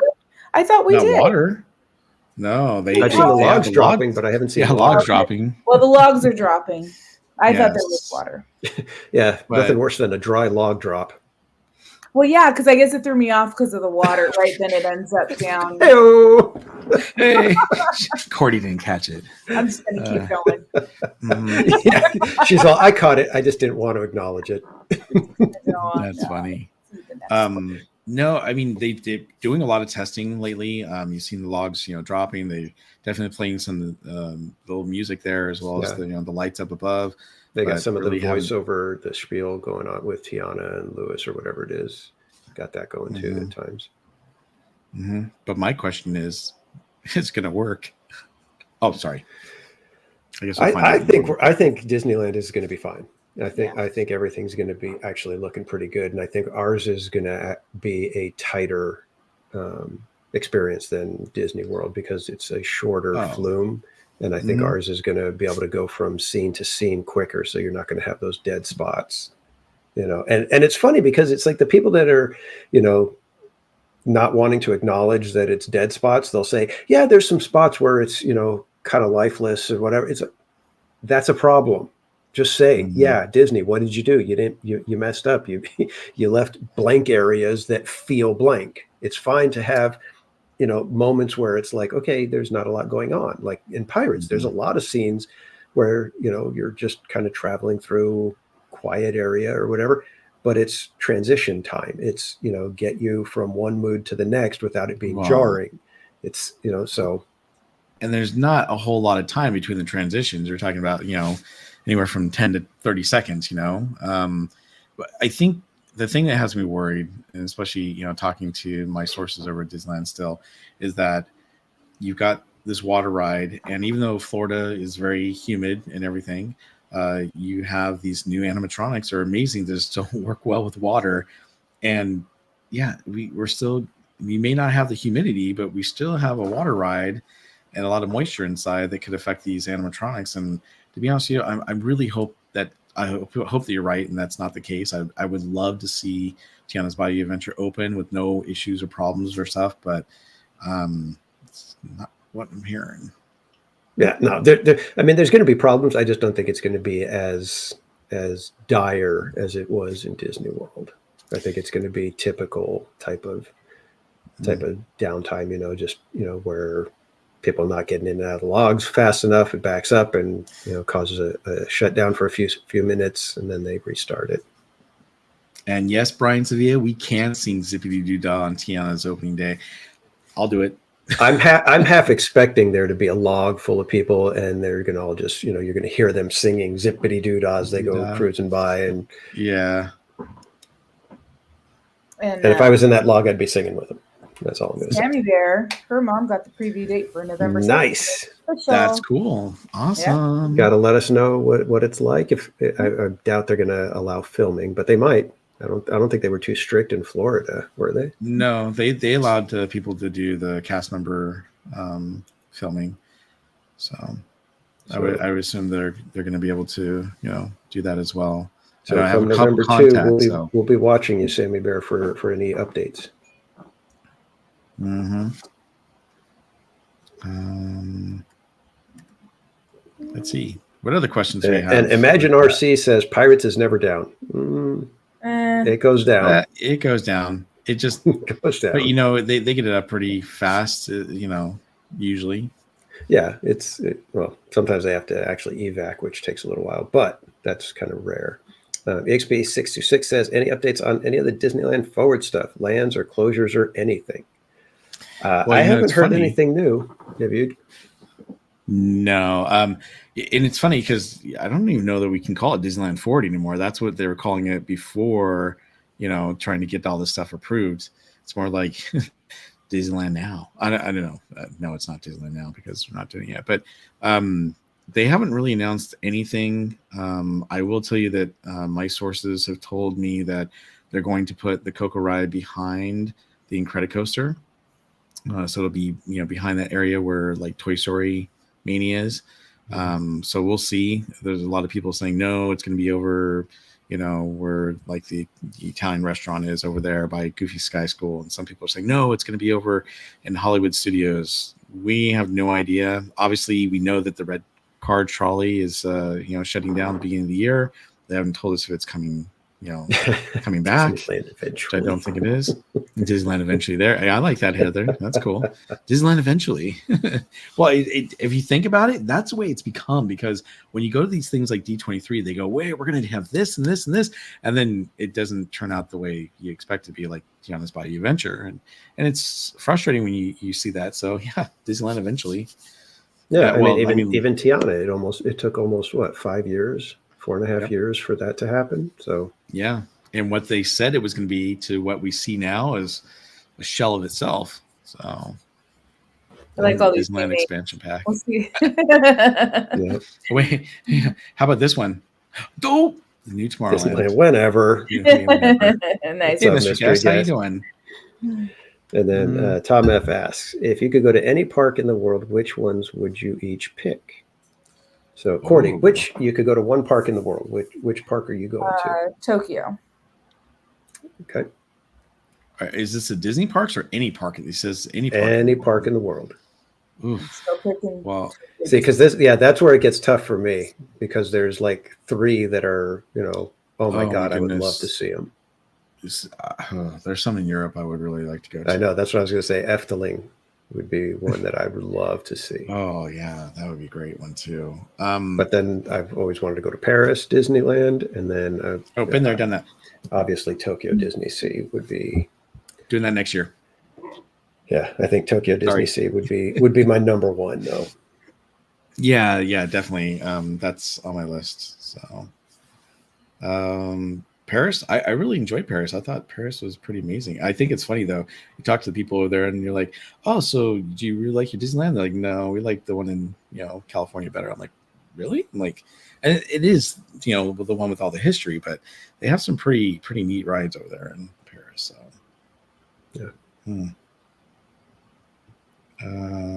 Tom says he would do Tokyo as well. So, Carol G says she's getting to go to Disney and Disney Sea in January. Nice. Very cool, Carol. Nice. That is awesome. Well, I hope you have a great time. Yeah, I might have to hit kick myself every time I think about that I was out there, but didn't want to spend the money. What?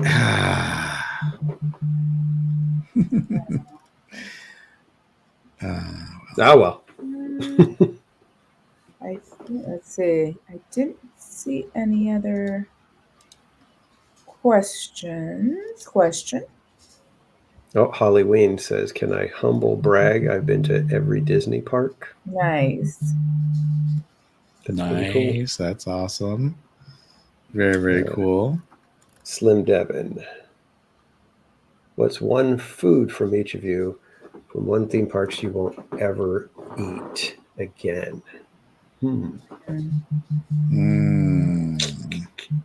Never eat again.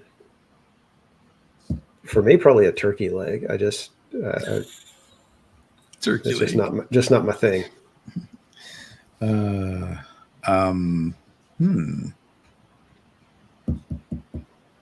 any hot dogs that are bigger than the bun.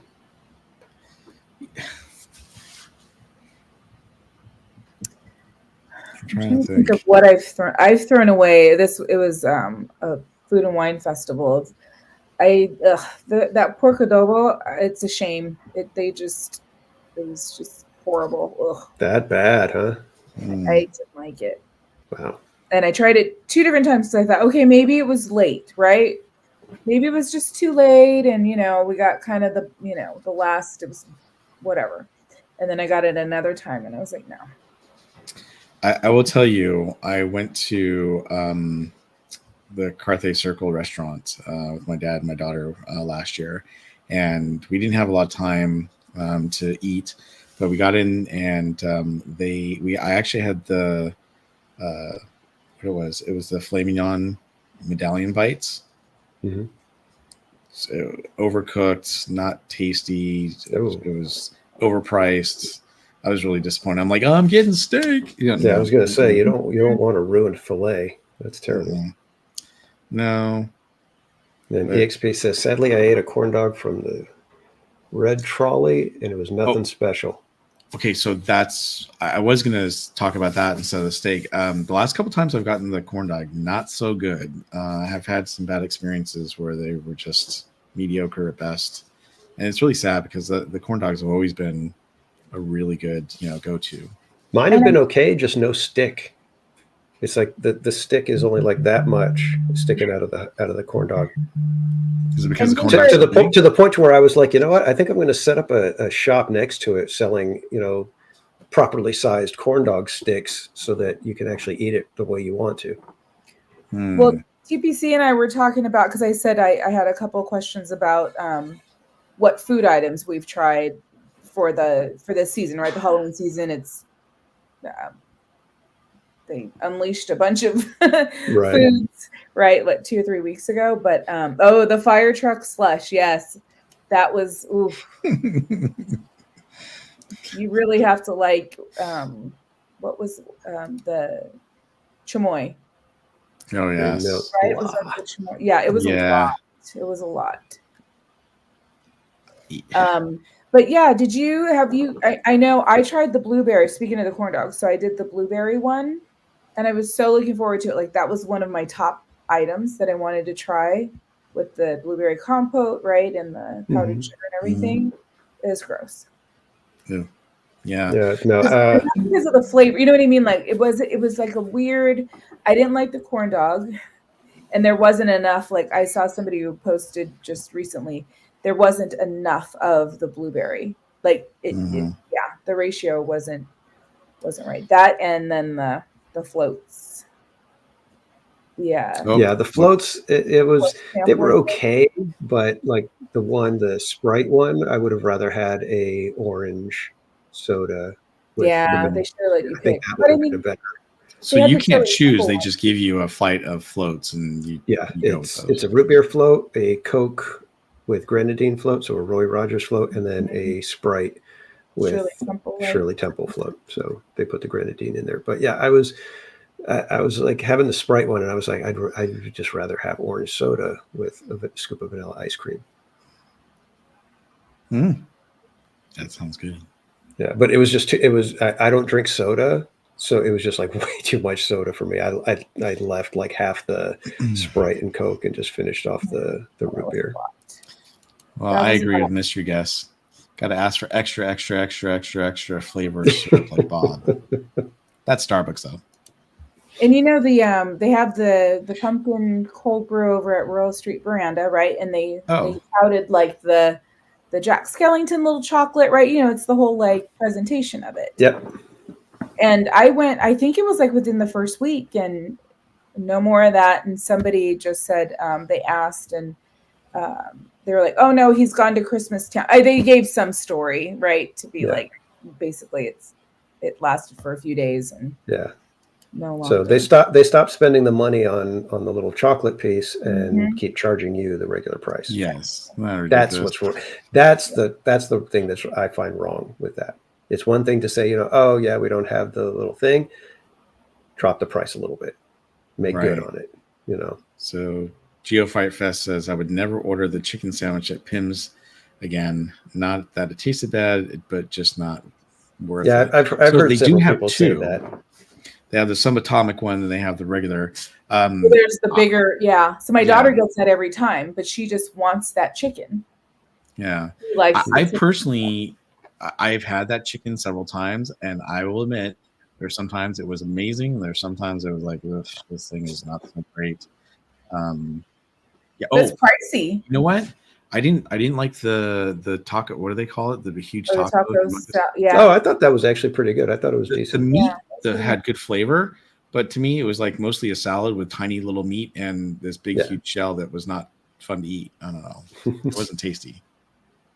And And then wait, I saw another one. Oh, Sammy said, and this was my experience last 2 times. Unfortunately, she says my Blue Bayou meal was probably the worst food I've ever had there.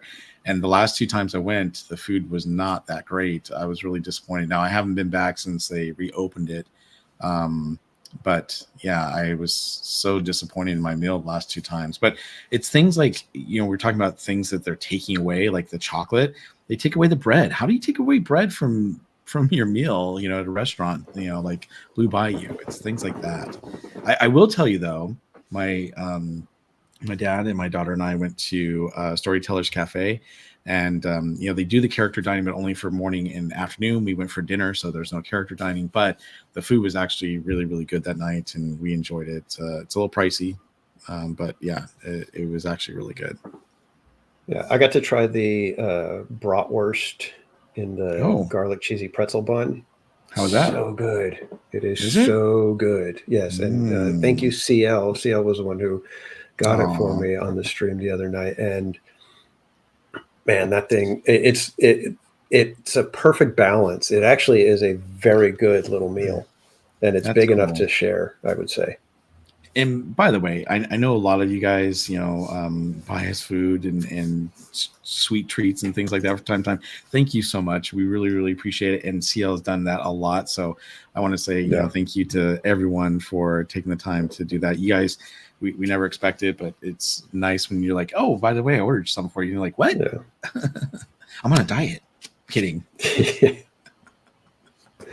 And welcome in Roto Kamish.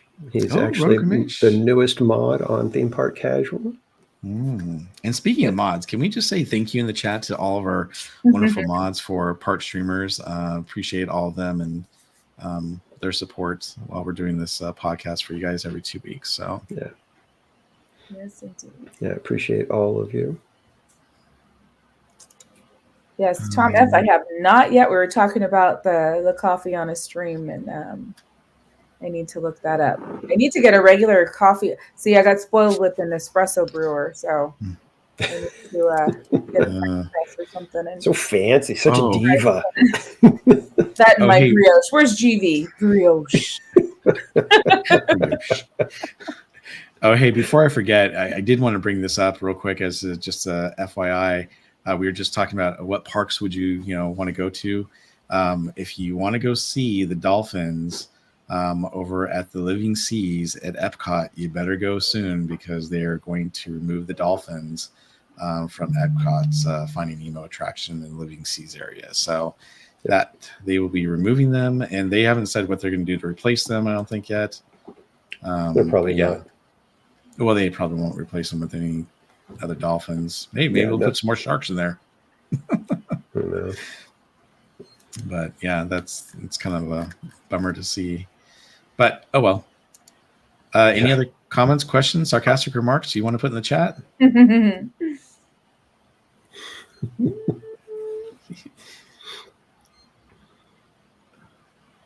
don't. Did they put out more info on the rides for Marvel's campus? No, they haven't really said anything other than the fact that they're going to, the main reason why they're actually, shutting down the trolley is because the trolley has a, what do they call that? I forget what they call it. The roundhouse in the back, where they're going to be putting the new rides. So that is why that's stopping.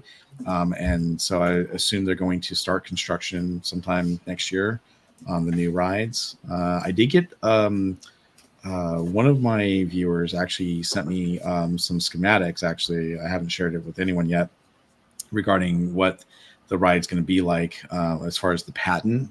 I've seen the patent for the new what's the flight one called? The Stark Flight School, Flight Labs, something like that. Yeah, something like that.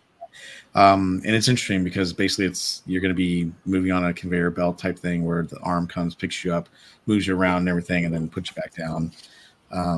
But yeah, they really haven't said anything about a time. The only thing they ever mentioned time wise was Coco, that they were going to break ground in 2026. And that was it.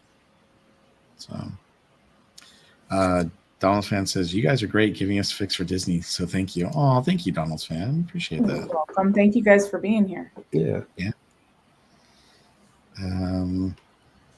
Wait, Sammy Bear says theme park casual makes sarcastic remarks. Never. And then GV said, yes, a plethora of sarcastic remarks. Geofire says, I speak fluent sarcasm. That's funny. So we're flummoxed. Hold on to that word. I hope you know TPC. Oh, geez. That is so funny. Too funny. All right. Well, if you guys have any more questions, let us know. Otherwise, we're already past 2 hours. Yep. Yeah. See, doesn't take long. All right. I think we talked about this one where, I mean, there's a chance that it could, but they haven't really put any word out yet, so we're not sure. Yeah. My bet would be that they open a little bit earlier. I would think so too, but they haven't said anything. I hope so. I love barbecue food, and I think it would be great for them. I agree. I think that they would actually open it up and have it tested before. They'd have basically 2 weeks between Halloween and Christmas time to open, get some of the bugs worked out, get everybody up to speed, so that once Tiana's opens and that area is going to be packed. Oh yeah. So you don't want to have your first day with thousands of people descending on that one little area, and everybody wanting to try the new food and everything at the same time. It would just be a madhouse. I would hope that they wouldn't do that to the cast members. Yeah, exactly. Just because there's going to be all the little hiccups, all the things that you thought you had planned for, and it just is. Things would go sideways so fast, and it would look so bad, and the cast members would just have to put up with such grief, and it's not worth it. I hope that they do a soft opening, a week or two before that, to let everybody get their feet under them and get used to it before the big crowds show up, and everybody's going to be watching as well. Yeah. So hopefully those walls will be gone. That we need that space, like the outer, outside walls for the queue at least. That would be... I like that one. Wait, where'd it go? I just missed it. Oh, darn it. Where'd it go? Oh, here we go. 11 appreciator streamers. Thank you. Barry Place 28, Corning, California. And last but not least, Theme Park Casual. Oh, okay, you can leave them last. I'm kidding. And then we have Sammy Bear. Don't forget to watch the elephant getting airlifted on Wednesday. Oh yeah. Is that going to be early in the morning, late at night? What are we looking at? Or are they going to just do it at like 1 o'clock in the afternoon and let everybody have some fun? Did I miss the elephant thing? I've been under a rock the last couple of days, unfortunately. Oh, the Well, Jungle Cruise is under. That one. Yeah. A little bit of a refurbishment. So. Yes. Oh, thank you. That was so nice. Yeah. That's a great comment. Thank you, Tamara. Did I say, is it Tamara or Tamara? Maybe I butchered her name. I believe it's Tamara. Sorry. It's Tamara. I did it last time where I was like, Tamara. I said something. Great, big, beautiful Tamara. All right. I thought Disneyland was a no-fly zone. So Disneyland is a no-fly zone, but they do make exceptions. Actually, so you can take helicopter flights, and the pilots can ask to go over the no-fly zone, and sometimes they get accommodated, sometimes not. So yeah, they do. Ronnie, I don't know. Do I know this said song? It correctly. Do you know the Witch's Road? Oops, sorry. What Witch's Brew? Witch's. Oops, not that one. Please sing the Witch's Road as an outro. Do I know the Witch's Road? I don't know what that one. I don't think Ding I know. dong, the witches that. Oh, not that one. Sorry. I don't know what that is. Oh, wait. I love what Alan has to say. Those crows are going to lose their minds with a flying elephant. Yeah, seriously. That's so funny. Have you ever seen an elephant fly? Well, there we go. Thank you, Zombies. Oh, a song from the Agatha show. To be honest, I've never ever watched. Oh, yeah, I haven't watched Agatha's show. And actually, with the reviews that they're getting, I don't know if you're watching it. Who watches TV anymore? We just watch streams. I know.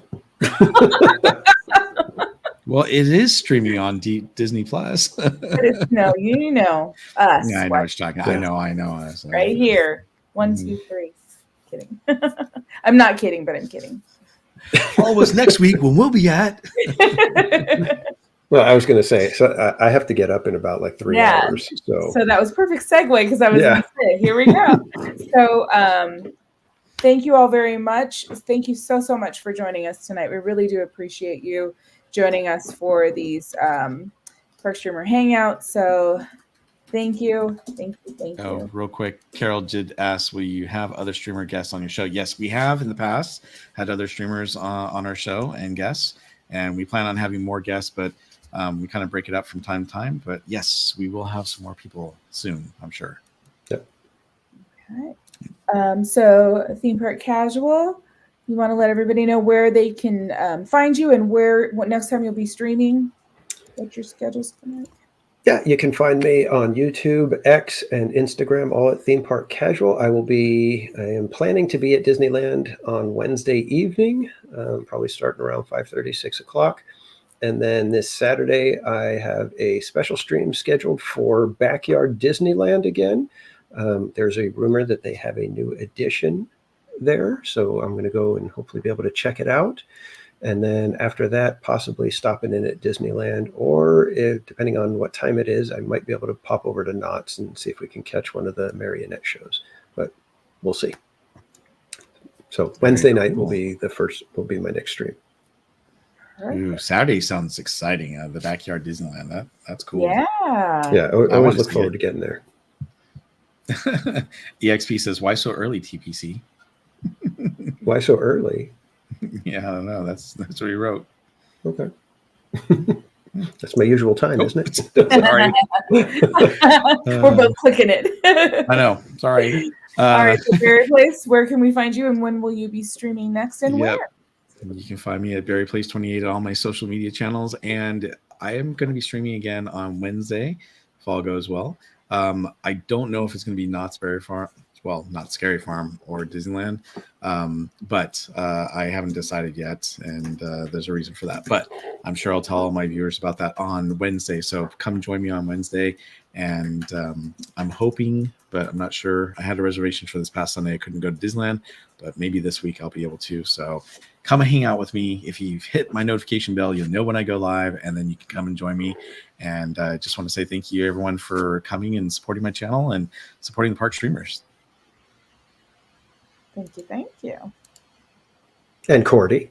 And hello. You can find me, Cordy in California, on YouTube, Instagram, TikTok, and Twitch. I, too, have a reservation for Wednesday. But I know now with Not Scary Farm, I'm like, do I do both parks? How are we doing this?